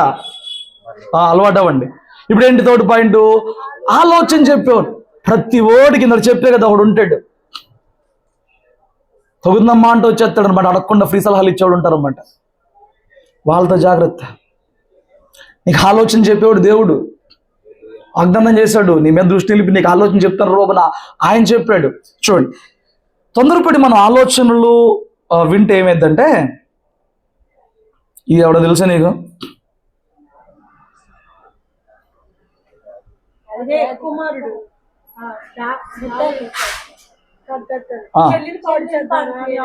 ఆ కొడుకున్నోడు పేరు చెప్పగలరా? దగ్గరకు వచ్చా. అమ్నోను. ఆడు అమ్నోను. ఆడి పేరు ఏమన్నా తప్పేదో ఉంటుంది. ఆడి పేరు ఆ రిఫరెన్స్ కావాలంటే అక్కడ ఉంది చూడండి, అక్కడ రిఫరెన్స్ నోట్ చేసుకోండి, చదవక్కర్లా. ఇది నేను రిఫరెన్స్ వాక్యం అంత పెట్టలే, ఇది తెలుసు కదా. ఈ పనిమాలోడు ఉన్నాడు వీడు, దావీదు 3వ కొడుకు. వీడు దావీదుకి 3వ కొడుకు. వీడు దావీదుకి ఇంకొక భార్యకు పుట్టిన కూతురుని, అంటే చెల్లిని, తామారుని మోహించాడు, అనుభవించాలి అని కోరుకున్నాడు. పక్కన పనిమాల వాడు ఉన్నాడు. వాడు రోజు వచ్చేస్తాడు, ఇక్కడ మంచం మీద పడి చిక్కిపోయి ఉన్నాడు. ఏం పేరంట? యోహన్నాదాబేగా. వీడు చిక్కిపోయాడు. ఒక రోజు ఆ ఫ్రెండ్ వచ్చాడు. అప్పటికి, అరే వీంట్రా రోజు చిక్కిపోతున్నావు. కొంతమంది అండి వాళ్ళకి ఎంత తెలివితేటలు ఉంటాయంటే, ఏంటి ఎలాగున్నావు చెప్పు, ఏదో ఉంది చెప్పు, నాకు కూడా చెప్పవా, నాకు కూడా చెప్పు. దిగొచ్చు. ఇలా చెప్పగానే వీడు ఏదో కనెక్ట్ అయిపోయి చెప్పేస్తా ఉంటాడు. అస్సలు చెప్పకూడదు ఇలాంటి. ఏమండి వాడు అడిగాడు ఇట్లాగే, ఏంటి నన్ను అక్కడ చెప్పు, ఏంటి అలా చిక్కిపోతున్నావు అంటే వాడు చెప్పాడు, రే నాకు తామారం చూస్తే ఎంత చెల్లైనా కానీ నాకు మోహం పడుతుంది, అనుభవించాలనిపిస్తుంది అని చెప్తే రెండు పీకినా బాగుండేది. పనికి మాలినోడా, నువ్వు రాజుకు పుట్టినోడువేనా, నీకు భయం ఉందా, నువ్వు దావీదు కొడుకువేనా, ఏదో ఒకటి నువ్వు మన దేవుని పెట్టలేవేనా, గద్దించినా వాడు మంచోడు అయ్యేవాడు. కొంతమంది ఎంత టాలెంట్గా ఉంటారంటే మంచి చేసేవాడికి మంచి సలహా చెప్పగలరు, చెడు చేసేవాడికి చెడు సలహా చెప్పగలరు. లాయర్ లాగా పని చేస్తారు, ముంచేస్తారు, ఇల్లు పెట్టేస్తారు. నాకు మంచి పనికైనా సలహా చెప్పగలరు, వీళ్ళు కూల్చెత్తగిన సలహా చెప్పగలరు. చాలా జాగ్రత్తగా ఉండేది అలాంటి వాళ్ళు. ఏమండి వాస్తవానికి వాడికి మోహం ఏముందో వాడికి ఏం చేయాలో తెలియదు. కొన్నిసార్లు మనలో ఏ పిచ్చి ఆలోచనలు ఉంటే ఎలాగెళ్ళాలో తెలియదు. ఈ పనికి మనలో కొందరు ఉంటారు మన చుట్టుపక్కల, అందరికీ ఉంటారు ఎవడొకడు. ఏమీ లేని చోట అగ్గిపుల్లు వేసేసి మొత్తం తగలెట్టే కెపాసిటీ కొంతమంది ఉంటారన్నమాట. కట్లే ఉంటే మన దగ్గర నిప్పెట్టోడు ఉంటాడు మనకి ఎప్పుడు కూడా. వాడు వచ్చి చెప్పాడు, నేను చెప్తాను రా దీనికి ఐడియా, నువ్వు ఎవరి సలహాలు పాటిస్తున్నావో, అసలు నీ అంతరంగపు కోరికలేంటో, నువ్వు ఎవరి సలహాలు వింటున్నావో చూడు. లైక్ మైండెడ్ పీపుల్ ఒక జట్టు అవుతారు ఎప్పుడు కూడా. ఒకే ఆలోచన వాళ్ళు ఒక చోట చేరుతారు. లైక్ మైండ్ పీపుల్ ఒక చోట చేరుతారు. ఆ చేరే వరకు ఒకే మనసు, మంచిదైతే ఇంకా మంచి పనులు చేస్తారు, చెడుదైతే నాశనం చేసి పడేస్తారు. జాగ్రత్త. వాడు సలహా చెప్పాడు. ఏమండి చెప్పినోడు బాగానే ఉన్నాడు, పెట్లా వీడు బాగానే, ఇంకో ఫోటో యాడ్ చేయాలి. వీడు బాగానే ఉన్నాడు చెప్పినోడు. ఒక రోజు నేమేందో చెప్పనా, ఈ పొడుకున్నోడిని ఆ తామారు అన్న అభిషేలోము నరికిచ్చాడు. ఆ చెప్పినోడు బాగానే ఉన్నాడు. ఆ ఫోటో యాడ్ చేయాలి, మర్చిపోయాడు. ఆ చెప్పినోడు బాగానే ఉన్నాడండి. మన జీవితంలో ఈజీగా ఒకళ్ళ మీద డిపెండ్ అయిపోతూ ఉంటాం, ఈజీగా ఒకళ్ళ మాటలకి ఎడిక్ట్ అయిపోతూ ఉంటాం, ఈజీగా ఒకళ్ళ ఆలోచనకి అలవాటు పడిపోతూ ఉంటాం. ఇక నీ ఆలోచన సామర్థ్యానికి నువ్వు పదునే పెట్టు, ప్రతిసారి మరొకళ్ళ మీద ఆధారపడతా ఉంటావు. చాలా ప్రమాదం ఇది చాలా ప్రమాదం ఇది. జాగ్రత్త. ఎందుకంటే ఇది జరిగిన తర్వాత వీడు చెప్పినట్టే వీడి చెల్లిని అనుభవించాడు. తర్వాత అసహ్యం పుట్టి తరిమేశాడు. అభిషేకం మ్యాటర్ తెలిసిన తర్వాత ఒక రోజు విందుకు పిలిచి వీడిని చంపేశాడు. ఈ మంచం మీద కూడా చచ్చిపోయాడు. ఆలోచన చెప్పినట్టు బాగానే ఉన్నాడు. ఆలోచనలు ఫ్రీయే కండి, సలహాలు ఉచితమే కండి. చెబుతారు గాలిగా 100 చెప్తారు. జాగ్రత్త. నీ జీవితంలో నీకు ఎవరు ఏ సలహాలు చెప్తున్నారో, వాడి హృదయం ఏంటో, వాడి ఇంటెన్షన్ ఏంటో, వాడి అంతరంగం ఏంటో, వాడు ఇచ్చిన ఆలోచన వెనక వీడు ఇక్కడ ఆలోచన చెప్తాడు, మళ్ళీ దావీదు దగ్గరికి వెళ్ళి బాధపడమాకండి అని చెప్తాడు. వీడే ఎత్తులు మరి నక్క. ఇలాంటి వాళ్ళు నీ జీవితంలో ఉండుంటారు. కనిపెట్టి ముందు వాళ్ళని పక్కన పెట్టి, లేకపోతే నాశనం అయిపోతాం. వీళ్ళు ఎవరో తెలుసా?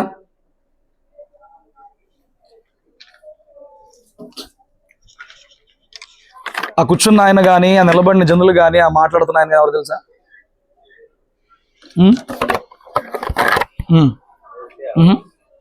ఆ పక్కన ఆయన అహరోన్ కాదు అమ్మా, మోషే గారి మామ. ఎవరైనా మామగారు ఇత్రో. వాళ్ళందరూ లైన్ నిలబడ్డారు చూడు. వాళ్ళు రోజు ఈయన దగ్గరికి వ్యాజ్యాలతో వచ్చేవాళ్ళు. గొడవలు పడి, మాకు ఇదిగో ఇది జరిగింది, వీడికి నాకు ఈ గొడవ తీర్పు తెచ్చమని ఎవరి దగ్గరకు వచ్చేవాళ్ళు? మోషే దగ్గరకు వచ్చేవాళ్ళు. మోషే వాళ్ళ దేశానికి వెళ్ళి వీళ్ళని తీసుకొచ్చే గ్యాప్లో పెళ్ళాన్ని పుట్టిండి పంపించాడు కదా. అప్పుడు సిప్పోరాని 2 పిల్లల్ని అప్పచెప్పాడు. అక్కడికి వచ్చి 18వ అధ్యాయంలో అప్పచెప్పినప్పుడు ఆ మామ చూశాడు. రోజంతా మోషే కూర్చొని కష్టపడుతున్నాడు. కష్టపడినప్పుడు అల్లుడి మీద ఎక్కడలేని ప్రేమ పొంకొచ్చి చూడండి ఏం చెప్తాడు. నిర్గమకాండం 18, 17, 19 మీరు అక్కడ చూడండి. అక్కడే చదవండి, బైబిల్లో చదవండి. నేను మ్యాటర్ కట్ చేశాను. అందుకు మోషే మామ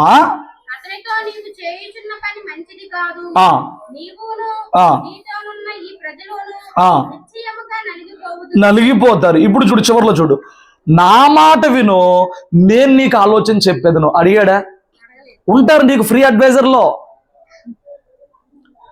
నీకు ఫ్రీగా సలహాలు చెప్పేవాళ్ళు కొందరు ఉంటారు. తట్టుకోలేక నీ జీవితాన్ని, నీ సమస్యలని ఎన్నో చెప్తారు ఆలోచనలో. ఎట్ట చేసుంటే బాగుపడేదాన్ని, ఎట్ట చేసుంటే బాగుపడేవాడు, ఆ రోజు నీకు ఎట్ట చెప్పారు బాగుపడేవాడు. ఉంటారు కొందరు అలా చెప్పి నేను కంట్రోల్ చేసేస్తారు వాళ్ళు, తెలుసా?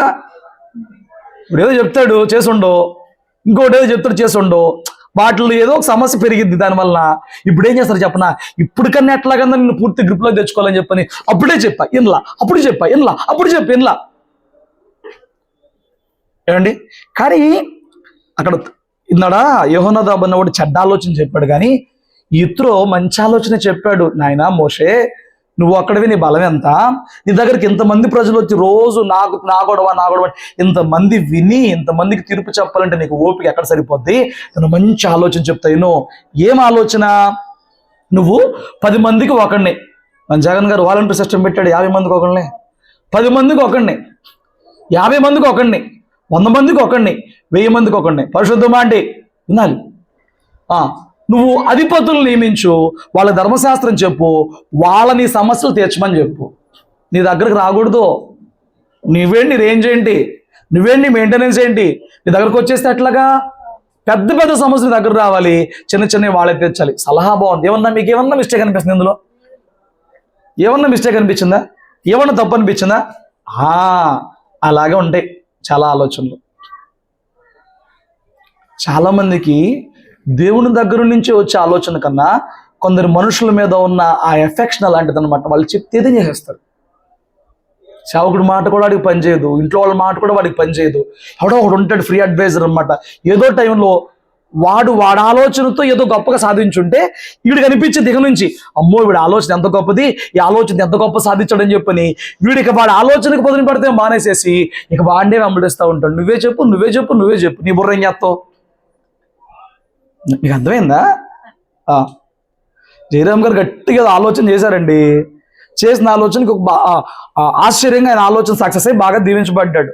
పక్కన వాళ్ళకి ఏమనిపించిందో చెప్పనా? అసలు ఎలా చక్కగా ఆలోచన చేశాడు, ఇక నుంచి ఆలోచన. మరి నువ్వేం చేస్తావు?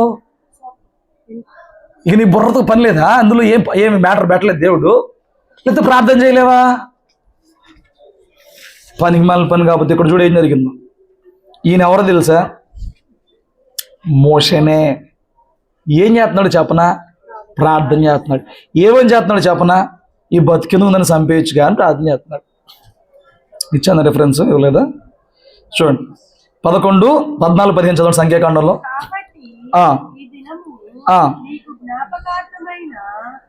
11:40 సంఖ్యాకాండం అమ్మది చూసారా? సంఖ్యాకాండము 11వ అధ్యాయము 14వ వచనము.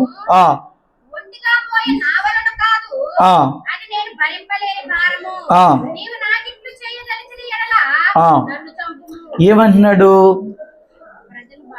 నేను ఈ భారం వేయలేకపోతున్నా. అదేంటి వాలంటీర్ సిస్టమ్ పెట్టావుగా, 10కి 1, 50కి 1, 100కి 1. మామయ్య చెప్పాడని చెప్పని దేవుడిని అడగకుండానే, ఆ సలహాను దేవుడి దగ్గర తెచ్చి పెట్టకుండానే కొంతమందికి ఉన్న మూర్ఖపు వ్యక్తిత్వం ఇది. ఒకరు సలహా ఇచ్చిన తర్వాత దేవుని దగ్గర ప్రార్థనలు ప్రభు ఆ వ్యక్తి ఇలా చెప్పాడు, ఇది చెయ్యాలా వద్దా, ఏమి ఆత్మీయ నడిపింపులే ఉండవు. మోషే అంతలోనే మోసపోయాడు ఇత్రో మాటని. నువ్వు విన్న ఆలోచన మంచిది అయితే మళ్ళీ ఈ రోజు ఎందుకు ఎడుతున్నావు? ఆ రోజు మీ మామగారు పెట్టారు కదా, 10కి 1, 50కి 1, 100కి 1 పెట్టావు కదా. అప్పుడు నీకు ఇప్పుడు ఎందుకు భారం అనిపించింది ఇలా నడిపించడం? ఇది ఎందుకు భారం అనిపించింది? ఈ రోజు ఏమన్నాడు? ఈ భారం నేను భరించలేను. ఆల్రెడీ ఉన్నారుగా మీ మామ పెట్టిన వాళ్ళు భరిస్తారేమో కదా. అవ్వదు. నీకు ఎవరన్నా సలహా చెప్పినప్పుడు దాన్ని తెచ్చి ఎవరి ముందు పెట్టాలి? పెట్టాలి. ఖచ్చితంగా దేవుని ముందు పెట్టాలి. ప్రార్థన చేయాలి, అడగాలి ప్రభువుని. ఆమేన్.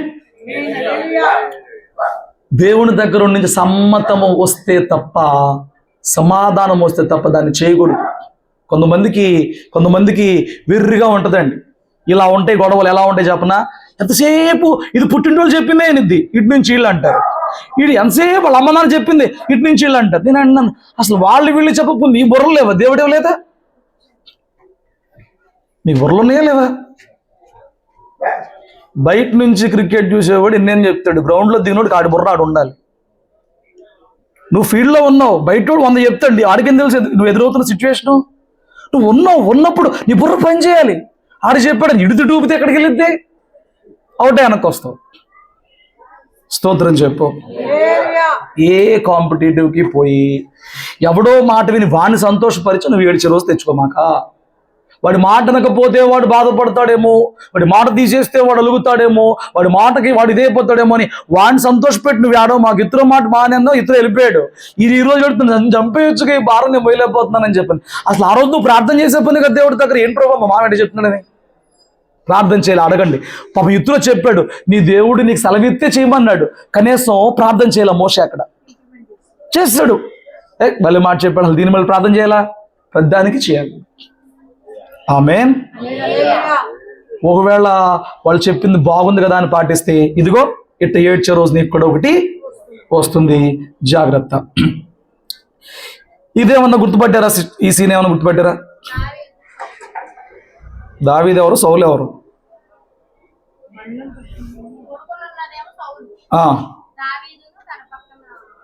ఆ మాట చదవండి, ఆ మాట చదవండి ఒకసారి. మీరు త్వరగా అందుకోవాలి.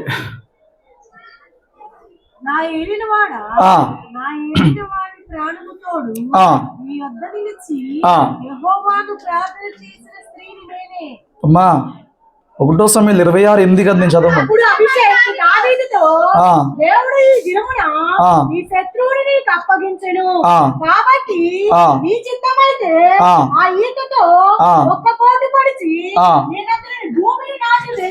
చూడండి చూడండి, ఈయన రాజుగారు కిరీటం కనబడుతుంది ఇక్కడ. ఈ రాజుగారు పడుకున్నారు. ఎందుకు వచ్చాడు తెలుసా? దావీదుని పట్టుకుంటానికి. బల్లి ఉన్న ఆయన దావీదు కాదు, ఈయన దావీదు. వీళ్ళిద్దరిని చెప్పండి అమ్మా, ఇది అయిపోయింది కదా. బళ్ళెం ఉన్న ఆయన దావీదు కాదు, ఈ సింగిల్ గా ఉన్న ఆయన దావీదు. ఈ బళ్ళెం ఉన్న ఆయన పక్కన ఒకడు వస్తాడు, అభిషేయ. ఇది పేరేంటి? అభిషేయనా? అభిషేక్. ఇతను అభిషేక్ అంటాడు, నువ్వు దేవుని చేత అభిషేకం పొందుకున్నావు, ఇది నేను దెయ్యం పట్టు నిన్ను చంపేత తరుముతున్నాడు, నీతో పాటు మేము కూడా కొండలెక్కి వాగులెక్కి ఇవేక్కి అవేక్కి తెప్పలంతా మాకెందుకు, నువ్వు అంటే ఒక దెబ్బతో ఈటు పెట్టి పొడి చంపేస్తా అంటున్నాడు.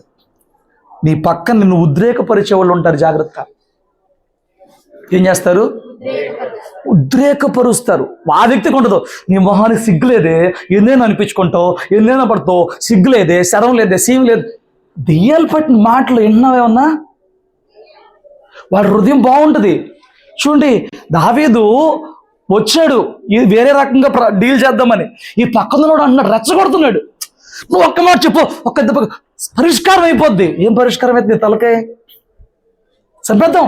ఒక్క దెబ్బలు ఒక్క పోటు పొడితే ఈ దగ్గర నుంచి దగ్గరకు చచ్చిపోతాడు, నువ్వే రాజు అయిపోతావు, మేము పరివారం అయిపోతావు. ఎంత సినిమా చూపిస్తున్నాడో గాల్లో. ఇప్పుడు ఏమి ఇవ్వాలి పర్మిషను? సౌలుని చంపేస్తే దావీదు ఊ అనాలి. నీ చేత బలవంతంగా ఊ కొట్టించోళ్ళు ఉంటారు, జాగ్రత్త. కానీ దావీదు ఊగొట్ల, ఆత్మీయుడు. దావీదు ఊగొట్ల, ఆత్మీయుడు. నువ్వు చంపొద్దు, నేను చంపను, దేవుడే చూసుకుంటాడు. అక్కర్లేదండి, నేను చెప్పేస్తాను, నువ్వు చంపొద్దు, నేను చంపొద్దు, దేవుడే చూసుకుంటాడు. ఎందుకంటే అతని మీద దేవుని అభిషేకము ఒకప్పుడు ఉంది. దేవుని అభిషేకంలో ఉన్న వ్యక్తి నేను ముట్టుకోను. నిన్ను ఎవరన్నా ఉద్రేకపరుస్తుంటే ఇలా ఆ ఆలోచన నిలవరించే స్థాయికి నువ్వు వచ్చావా? అయ్యా ఉన్నారా? వింటున్నారా? అప్పుడు చెప్పండి జవాబు.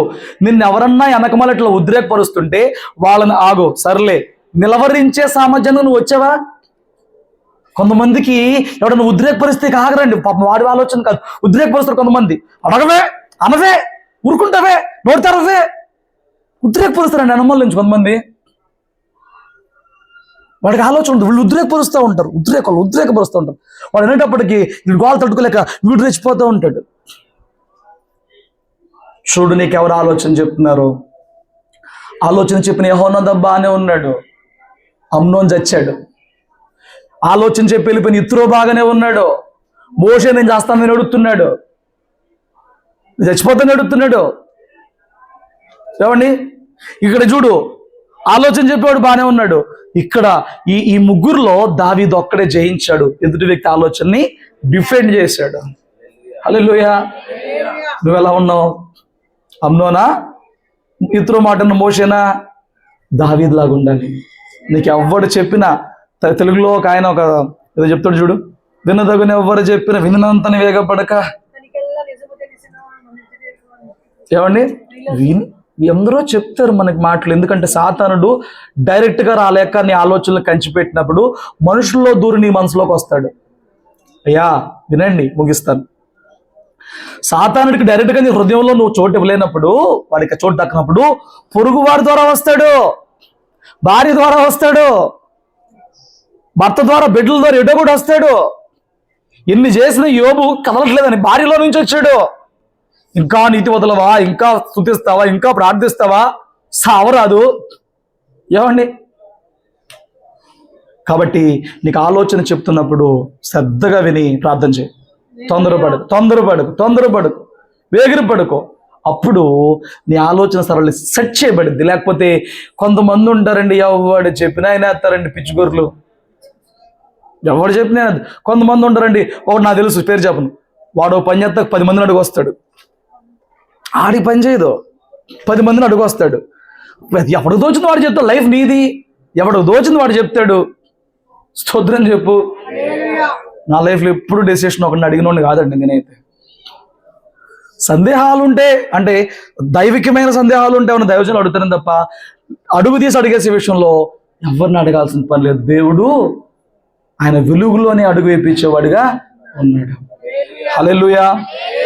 కాబట్టి ఆలోచన చెప్పేవారితో జాగ్రత్త. ఎన్ని డిస్కషన్ చేసాం? 1 ఉన్నావా, 2 ఉందా, 3 ఇంకో 10 నిమిషాలు కొన్ని విషయాలు చెప్తాను లోకంలోవి. ఇవి కూడా మనము నేర్చుకుంటే మనకు చాలా బాగుంటుంది. ఒకసారి చూడండి, మీకు ఎవరికన్నా ఇది తెలుసా? స్వర్ణ భారత్ ట్రస్ట్ అనేది తెలుసా మీకు ఎవరికన్నా? అమ్మా మీకు కాదులేండి, మిగతా వాళ్ళకి. నేను మొన్న 2 నెలలు కోర్స్ చేస్తాను అన్నాను చూడండి. ట్రస్ట్ ఇదిగో, ఈ బిల్డింగ్స్ అన్నీ కనబడుతున్నాయా? ఒకసారి చూడండి, ఈ బిల్డింగ్స్ అన్నీ కనబడుతున్నాయా? అదిగో ఈ బిల్డింగ్ కనబడుతుందా? ఇదంతా ఒకటే, ఇది ఎంట్రన్స్, అవి లోపల బిల్డింగ్స్, ఇవన్నీ కనబడుతున్నాయా?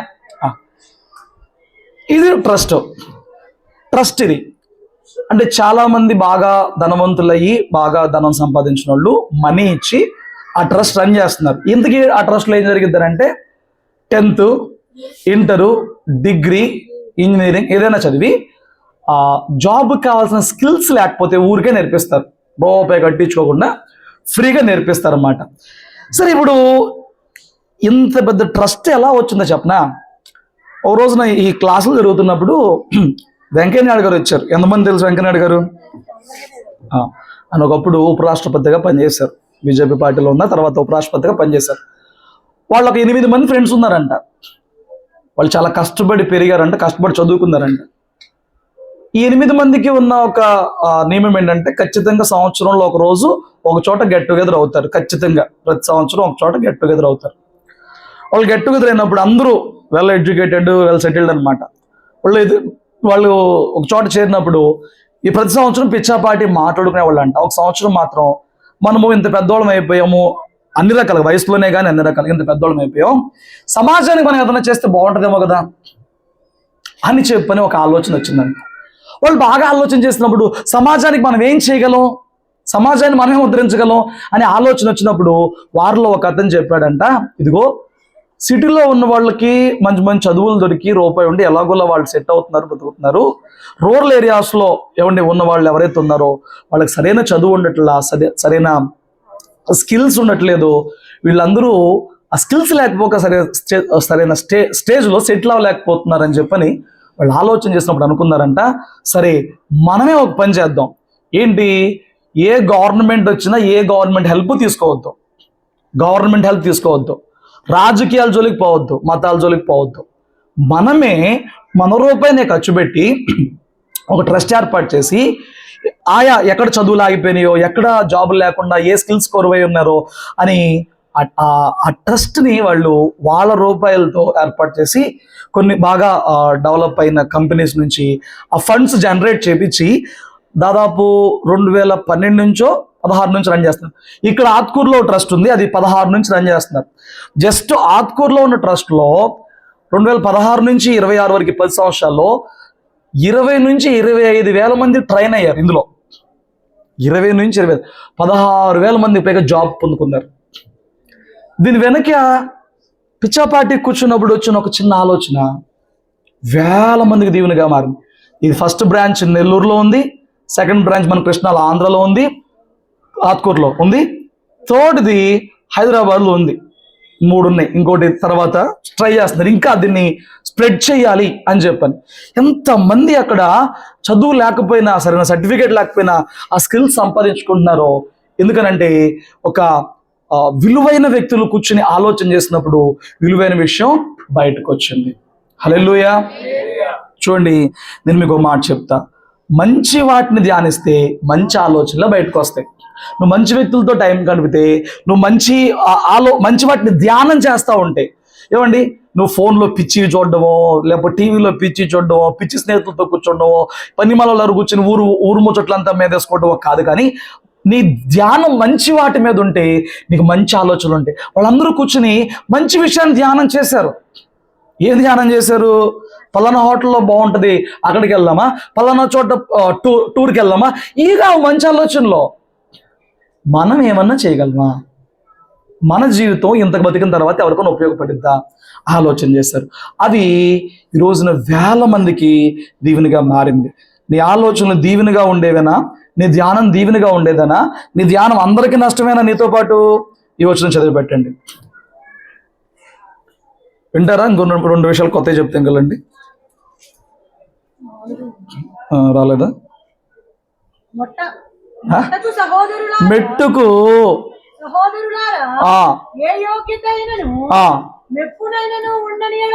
ఉండిన ఎడల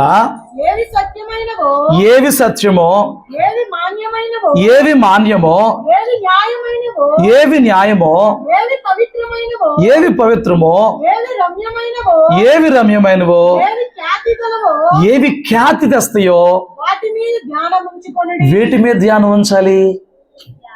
వేటి మీద ధ్యానం ఉంచాలంట? ఏవి విలువైనవో, ఏవి రమ్యమైనవో, ఏవి ఖ్యాతి తెచ్చిపెడితే, నీకేవి ఎలాంటి వాటి మీద మనసు పెడితే, టైం స్పెండ్ చేస్తే నీకు విలువ తెచ్చిపెడతాయో. ఏమండి, ఆ కూర్చుని ఆ పనికి మాల వల్గర్ వీడియోస్ అన్ని చూసుకుంటా నవ్వుకుంటా కూర్చుంటా నీకేమి విలువ వచ్చింది? ఏం ఖ్యాతి వచ్చింది? నీ భవిష్యత్తుకి బ్రతుకు ఏం ఉపయోగం? పనికి మాల నలుగురితో చేరి ఆ ముచ్చట్లు వేసుకుని ఆ సోది ఈ సోది ఉన్నవి లేనివి కలిపి అపవిత్రమైన మాటలతో నీకేం ఉరిగిద్ది? అక్కడ ఎంత చక్కగా చెప్పాడు చూడు. నువ్వు వేటి మీద ధ్యానం ఉంచాలంట? ఏవి సత్యమో, ఏవి మాన్యమో, విలువైనవో, మాన్యం అంటే ఏవి న్యాయమైనవో, ఏవి పవిత్రములో, ఏవి రమ్యములో, ఏవి ఖ్యాతి విలువ తెస్తాయో అలాంటి వాటిని ధ్యానిస్తే. అందుకన్నా నువ్వు మంచి వాటిని ధ్యానిస్తే మంచి ఆలోచనలు బయటకు వస్తాయి. ఏమేం ధ్యానించాలి? ఎందుకు లిస్ట్ చెప్పాడు అక్కడ, నోట్ చేయాల్సిందే, మర్చిపోయా. సత్యమైనవి, మాన్యమైనవి, న్యాయమైనవి, పవిత్రమైనవి, రమ్యమైనవి, వీటి మీద నీ ధ్యానం ఉండాలి. ఇలాంటివి ధ్యానించేవాడికి ఇలాంటి మంచి ఆలోచనలు బయటకు వస్తాయి. స్తోత్రం చెప్పు. హల్లెలూయా. గొంగరు పురుగు చెత్తలోనే పాకిద్దండి, సీతాకోచిలక పువ్వుల మీదే వాలిద్దండి. నీ మనసు ఏంటి? అయ్యా చెత్తేనా? చెత్తేనా? గొంగరు పురుగు ఎక్కడ ఉంటుంది? చెత్తేది, దాని బతుకంతా చెత్తే. నిజంగా మార్పు చెందితే అప్పుడు ఎక్కడ వాళ్తుంది? చెత్త మీద వాలమందాన్ని పొరపాటు. నువ్వు మార్పు చెందితే ఏంటి అసహ్యమైనవి, ఏవి చండాలమో, ఏవి చెప్పుకోకూడదు అనేసుకుని మనం ఎట్టు అనుకున్నట్టు ఎవరి దగ్గర అనమాక, మాట్లాడుకోకూడదులే కానీ అనుకుంటూ వాళ్ళ పర్సనల్ చెత్తేనా నీ మాటలు, నీ ధ్యానము? పదికి మళ్ళీ చెత్తేనా? చెత్తే బయటకు వచ్చింది. వీటి మీద ధ్యానం ఉంచమంటున్నాడు. సత్యమో, న్యాయమో, రమ్యమో, పవిత్రమో, ఏమండి, ఖ్యాతి తెచ్చి వీటి మీద ధ్యానం ఉంచితే ఇలాంటివే నీ ద్వారా బయటికి సమాజానికి ఉపయోగకరమని వస్తాయి. ఈ మనిషిని చూడండి, ఇప్పటి కాలం మనిషిలాగా లేదు కదా, ఇప్పటి కాలం మనిషిలాగా లేదు. ఈ మనిషి మన ఇండియాలో ఒక చాలా పెను మార్పులు, విలువైన మార్పులు లేదా సమాజానికి మేలు చేసిన వ్యక్తిగా ఉంది. ఇలా చేయడానికి ఏం జరిగింది చూడండి. ఫస్ట్ చూడండి, ఈవిడ ఒక డాక్టర్. ఎవరు ఈవిడ? డాక్టర్. డిసెంబర్ 9, 1870లో జన్మించిన వ్యక్తి. ఆ పైన ఎవరితో పాటు ఉంది? ఇది చిన్న వయసులో ఉన్నప్పుడు ఫోటో, అది పెద్ద అయిపోయినాక గాంధీ గారితో పాటు ఉన్న ఫోటో. రియల్ ఫోటోస్ అవన్నీ, ఫేక్ కాదు. ఏమండి, ఆవిడ అమెరికా నుంచి రాణిపేట్ ఏరియాలో, అంటే చెన్నైలో, తమిళనాడులో రాణిపేట ఏరియాలో అమెరికా నుంచి మిషనరీస్ వచ్చారు 1800 కాలంలో. వాళ్ళకు పుట్టిన అమ్మాయి. ఆ మిషనరీకి వైద్య వృత్తి తెలుసు, వీళ్ళ నాన్నగారికి వైద్య వృత్తి తెలుసు. ఈవిడ పుట్టింది, ఈవిడ పేరు ఐడా స్కడర్. ఏంటంట, బాగా చెప్పారు. ఈవిడ అమెరికా వెళ్ళిపోయి చదువుకుని మళ్ళీ ఇండియా వచ్చింది, వాళ్ళ నాన్న దగ్గరకు వచ్చింది. వాళ్ళ నాన్న వైద్య వృత్తి కదా, ఆ రోజున మళ్ళీ ఇక అమెరికా వెళ్ళి సెటిల్ అయిపోదాం అని కొన్ని రోజులు వాళ్ళ అమ్మకి ఆరోగ్యం బాగోకపోతే చూసి వెళ్దాంలే అని చెప్పి వచ్చిందంట. వస్తే చూడండి, అవి నేను ఒక్కొక్కటి పాయింట్ వైజ్గా కూడా ఇచ్చాను. నార్మల్గా నా మాటలు వినండి, అక్కడ మీరు చూస్తూ ఉండండి. వచ్చినప్పుడు ఏం జరిగిందంటే, ఆ రాత్రి వాళ్ళ నాన్న హాస్పిటల్, అదే వైద్యం చేస్తున్నారు కదా, ముగ్గురు, ఒక బ్రాహ్మణ్ ఫ్యామిలీ, ఒక ముస్లిం ఫ్యామిలీ, ఒక నార్మల్ హిందూసే, క్రిస్టియన్ కాదు, 3 ఫ్యామిలీస్ అప్పుడు వచ్చి, మా భార్య డెలివరీ అవ్వట్లేదు, ఆ బిడ్డ నొప్పులు చేస్తుంది కానీ డెలివరీ అవ్వట్లేదు, ఆ బిడ్డలో అడ్డం తిరిగింది అని చెప్పినానంటే, సరే నేను వస్తాను, ఆపరేషన్ చేస్తానంటే, అప్పటి మన కాలము, అప్పటి మన సమాజం ప్రకారం వేరే పురుషుడు మా భార్య మీద చెయ్యడానికి ఒప్పుకో అనే ఒక కండిషన్స్తో ఎవరినన్నా పంపించమన్నారు. ఈవిడ అప్పుడు వైద్య వృత్తి కాదు ఈవిడది, ఆవిడ అసలు మెడికల్ సైడ్ లేదు. ఈవిడ చేద్దామన్నా అవకాశం లేదు. తెల్లారి విన్నప్పుడు ఏం జరిగిందనంటే, ఆ ముగ్గురు డెలివరీ అవ్వలేక ముగ్గురు చచ్చిపోయారంట. ఏమైందండి, ముగ్గురు చచ్చిపోయారు. వాళ్ళ అమ్మకి ఆరోగ్యం బాగోకపోతే వచ్చిందంట. ఇవన్నీ నేను మర్చిపోతానేమో అని చెప్పి ఏమన్నా పాయింట్ మీకు చెప్పడం నేను నోట్ చేసుకున్నానండి. మొత్తం పాయింట్స్ అంతా గుర్తు పెట్టుకోలేనేమో అని నోట్ చేసుకున్నాను. మ్యాక్సిమం చెప్తాను, అవే ఉంటాయి అనమాట. సో వేరే వాళ్ళు వచ్చినప్పుడు ఏం జరిగిందనంటే, చచ్చిపోయారు, ముగ్గురు చచ్చిపోయారు.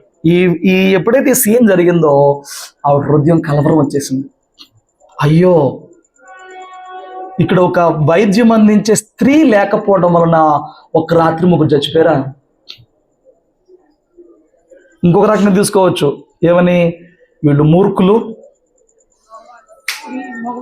ఈ దేశమే అంతే, ప్రజలే ఎంత అని మూర్ఖం కూడా తీసుకోవచ్చు. కానీ ఇప్పుడు ఏం చేస్తుందో చెప్పనా, అదే భారంతో తిన్నగా అమెరికా వెళ్ళిపోయి కాలేజీలో జాయిన్ అయింది. దేనికి? డాక్టర్గా నేను మారి వెనక్కి రావాలని చెప్పని.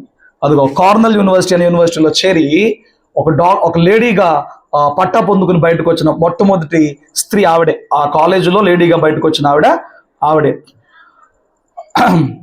తర్వాత ఆవిడ 1900 సంవత్సరంలో రాయవలూరు అనే ప్రాంతానికి వచ్చి వాళ్ళ నాన్న దగ్గర ఒక బెడ్ ఏర్పాటు చేసుకుని చిన్నగా ఆవిడ ప్రాక్టీస్ మొదలుపెట్టింది. లేడీస్కి వైద్యం చేయడం, కేవలం లేడీస్కి వైద్యం చేయడానికి ఆవిడ కృషితో పట్టుదలతో వెళ్ళి చదివి వెనక్కి వచ్చి మొదలుపెట్టిన తర్వాత ఆవిడకి అర్థమైంది ఏంటంటే, నేను ఒక్కదాన్నే వైద్యం చేస్తే సరిపోదు. చూడండి, ఒక చిన్న గదిలోనంట ప్రారంభించింది. అక్కడి నుంచి 40 పడకల గదికి హాస్పిటల్ని పెంచింది. ఆ తర్వాత ఆవిడకి అనిపించిందంట, నేను ఒక్కదాన్నే వైద్యం చేస్తే సరిపోదు, ఇంకొంతమంది ఇక్కడ వాళ్ళని నేను డాక్టర్లుగా తయారు చేయాలి అని చెప్పని వాళ్ళంట అక్కడ చిన్నగా మెడికల్ కాలేజ్ స్టార్ట్ చేసింది, నర్సింగ్ స్కూల్ ప్రారంభించింది. ఇప్పుడు 1906లో కేవలం లేడీస్కి. స్తోత్రం చెప్పు. ఆ తర్వాత ఆవిడ ప్రారంభించిన ఆ యొక్క స్కూలే 1918లో మెడికల్ స్కూల్గా చేసింది. నర్సింగ్ స్కూల్ కాస్త మెడికల్ కాలేజ్గా మార్చేసింది. కాలక్రమేణా అదే ఇప్పుడున్న సిఎంసి హాస్పిటల్గా మార్చబడింది. 1947లో పురుషులకు కూడా అందులోకి, అంటే వాళ్ళు పురుషులకు కూడా ఆ కాలేజీలో చదువుకోవడానికి అవకాశం ఇచ్చారు. ఆ ఐడా స్కడర్ స్థాపించిన సిఎంసిఏ భారతదేశం అంతట్లో అతిపెద్ద వైద్య సంస్థల్లో ఒకటి. భారతదేశంలో ఉన్న హాస్పిటల్లో 3rd ప్లేస్లో ఉంటుంది అనమాట. ఇది ఢిల్లీలో ఒకటి ఉంది, ఇంకో చోట ఒకటి ఉంది. ఆ తర్వాత సౌత్లో ఉన్న అతిపెద్ద హాస్పిటల్ ఇదే. తెలుసా మీకు? మొట్టమొదటి బోన్ మ్యారో ట్రాన్స్ప్లాంటేషన్ కానీ, మొట్టమొదటి కిడ్నీ ట్రాన్స్ప్లాంటేషన్ కానీ, మొట్టమొదటి హార్ట్ సర్జరీయే కానీ ఇవన్నీ జరిగింది సిఎంసిలో. స్తోత్రం చెప్పు. జీవితాంతము నిస్వార్థంగా సేవ చేసి 1960లో చనిపోయింది. 89 సంవత్సరంలో 89 తనకి 89 ఏళ్ళు ఉన్నప్పుడు 1960లో చచ్చిపోయింది. నేను అంటున్నాను, ఆ ఎదురైన ఒక పరిస్థితి ఆవిడకి ఎలాంటి ఆలోచన ఇచ్చింది? ఇలాంటి దేశంలో నేను ఉండకూడదు బాబాయ్, ఇలాంటి అజ్ఞానుల మధ్య నేను బ్రతకూడదు బాబాయ్, ఇలాంటి వాళ్ళతో నేను ఉండకూడదు, పారిపోయేలాగా చేసిందా? కాదు. ఒక చిన్న ఆలోచన ఈరోజు అది ఒక పెద్ద సంస్థగా మారిపోయిందండి. ఒక ఫోటో వేస్తాను, మీకు కనిపించేదంతా హాస్పిటలే, ఆ కనిపించేది మొత్తం హాస్పిటల్. నీకు ఆ చివరి దాకా ఏ బిల్డింగ్ కనబడినా కనిపించిన ప్రతి బిల్డింగ్ హాస్పిటల్. అది చాలక రీసెంట్గా మళ్ళీ ఇది కట్టారు. అర్థమైందా? ఒకరోజు వచ్చిన ఒక చిన్న ఆలోచన, ఒక సమస్యతో వచ్చిన ఒక చిన్న ఆలోచన వేల మంది జీవితాలకి దీవెనకరంగా మార్చబడింది. హల్లెలూయా. నువ్వు భూమి మీద ఎందుకున్నావు? నీ ఆలోచన నీ కుటుంబాన్ని కూడా మేలు చేయకపోతే, రక్షణ పొందుకుని దేవునిలో ఉన్నానని చెప్పుకుంటాను, నీ ఆలోచనలు, నీ నిర్ణయాలు, నీ తలంపులు నీ కుటుంబానికి కూడా మేలు చేయకపోతే దేవునిలో ఉన్నానని చెప్పుకుంటాం వల్ల ఏం ఉపయోగం? ఏమండి, ఏం ఉపయోగం? ఇక్కడ డబ్బున్నట్టు వైద్యం చేస్తారు, డబ్బు లేనోడికి డబ్బు లేనట్లే, అంటే డబ్బు లేకపోయినా వైద్యం చేస్తారు, కానీ వెళితే పేషెంట్ని క్యూర్ చేయకుండా అయితే పంపించరు. ఏమండి, 1900 సంవత్సరంలో మొదలైన హాస్పిటల్లో స్టిల్ రన్నింగ్ అవుతుంది. చిన్నగా ఒక చిన్న ఆలోచన వేల మందికి దేవునిగా మార్చు. నువ్వు వేల మందికి వద్దు, నీ ఆలోచనల ద్వారా నీ కుటుంబానికి మేలుగా మారితే చాలు.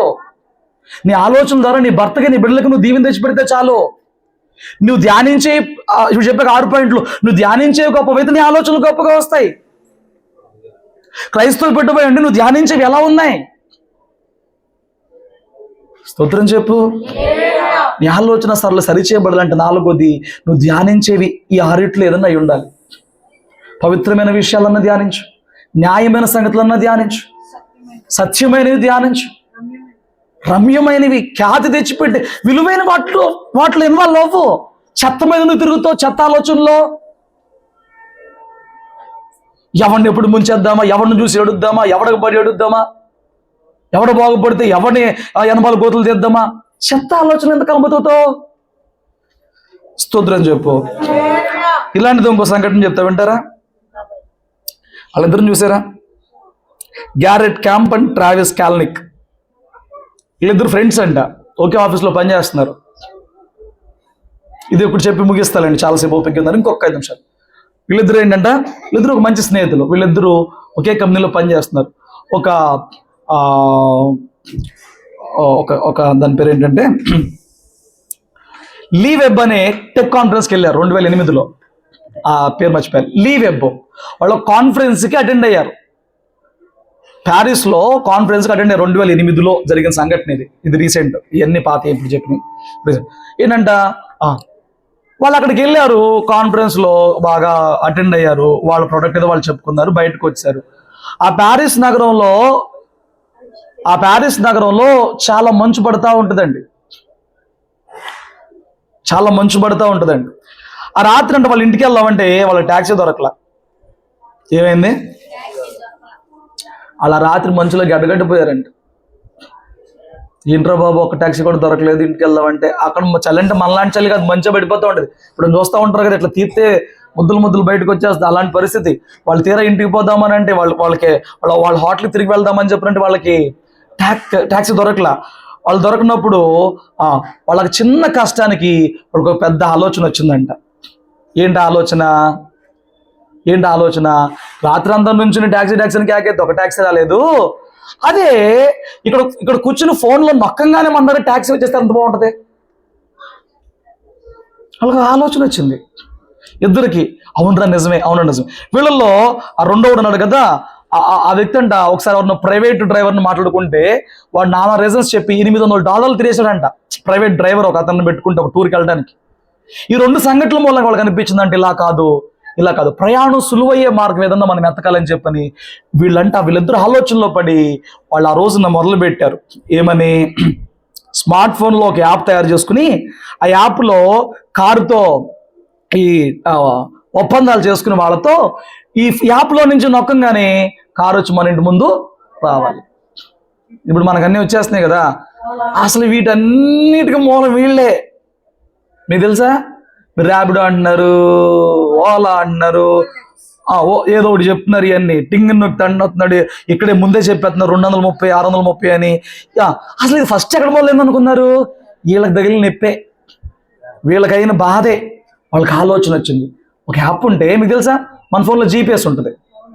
ఆ జీపీఎస్ ఏం చేస్తుందంటే మనం ఎక్కడ ఉన్నాం, మన చుట్టూ ఉన్న మ్యాప్ ఎలా ఉంటుంది, డీటెయిల్తో మన ఫోన్లో జీపీఎస్ ఉంటుంది, ఇంకొక వ్యక్తి ఫోన్లో జీపీఎస్ ఉంటుంది. ఈ రెండింటి ద్వారా కనెక్ట్ అవ్వచ్చు మనం ఎక్కడ ఉన్నాం, ఎంత దూరం దగ్గరకు వస్తున్నాం అని చెప్పి. ఈ టెక్నాలజీని ఉపయోగించుకుని వీళ్ళు యాప్ క్రియేట్ చేసి ఏం చేశారంటే ఊబర్ అనే ఆ సంస్థకి స్థాపించారు. హల్లెలూయా.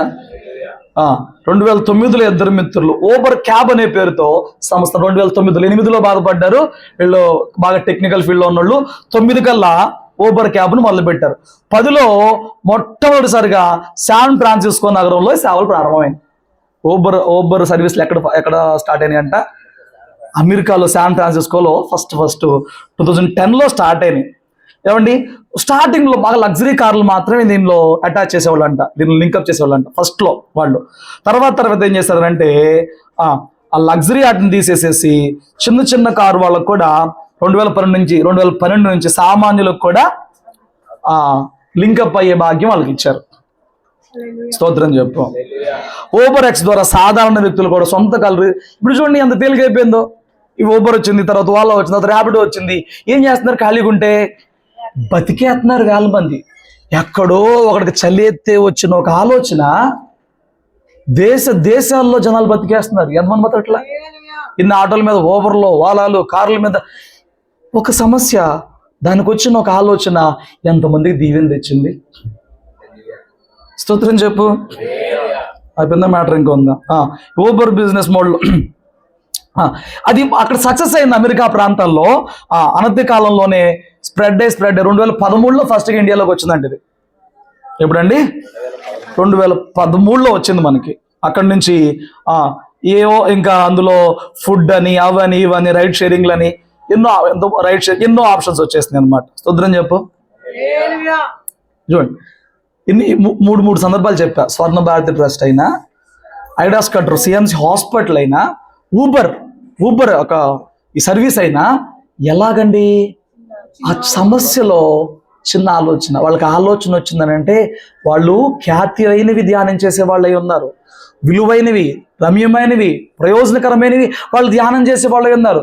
కాబట్టి తిట్టుకుంటామో, చెప్పించుకుంటామో, జీవితాన్ని అనుకుంటామో, బతుకులు ఎంత, కర్మ ఎంత, దేశం ఎంత నిర్మించుకుంటామో కాకుండా వాళ్ళ ఆలోచనతో సమస్యకు పరిష్కారం చూపించి వేల మందికి దీవెనగా మార్చబడ్డారు. హల్లెలూయా. వేల మందికి. మేము అప్పుడు సిఎంసి హాస్పిటల్ బంగ్లాదేశ్ నుంచి వచ్చేవాళ్ళు, ఢిల్లీ నుంచి వచ్చేవాళ్ళు, ఉత్తరప్రదేశ్ దేశం నలుమూలల రాష్ట్రాల్లో నుంచి వచ్చి ఎంతమంది పేషెంట్లు, ఎంతమంది డాక్టర్లు, ఎంతమంది ఏమండి ప్రతి ఒక్క చోట వెంకయ్యనాయుడికి వచ్చిన ఆ ఫ్రెండ్స్కి వచ్చిన ఆలోచనే కానీ, ఐడాస్ కటర్కి వచ్చిన ఆలోచనే కానీ, ఇప్పుడు చెప్పామే ఈ ఇద్దరు మిత్రులకు వచ్చిన ఆలోచనే కానీ, ఎంతో మంది జీవితాలను బాగు చేస్తే నీ ఆలోచనలే సరైతే నీ బ్రతుకు ఎంత బాగుంటుంది.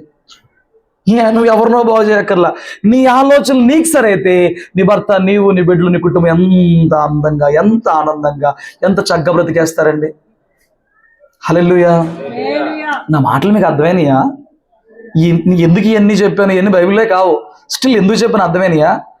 ఒక ఆలోచన వేల మందికి దీవెనగా మారితే, నీ ఆలోచనలు తిన్నవి అయితే, నీ నిర్ణయాలు తిన్నవి అయితే, నీ ఆలోచన దేవుని దగ్గర పొందుకుంది అయితే, నీ కుటుంబం ఎందుకు ఇలా ఉంటుంది? కాబట్టి నీ ఆలోచన సరిచేయబడాలంటే ఏం చేయాలి? ఈరోజు మనం నేర్చుకునే విషయాలు. నీ ఆలోచన సరిచేయబడాలంటే 4 విషయాలు నేను చెప్పి ముగిస్తాను. 1, వాక్యము కొరకు ఆకలి ఉండాలి.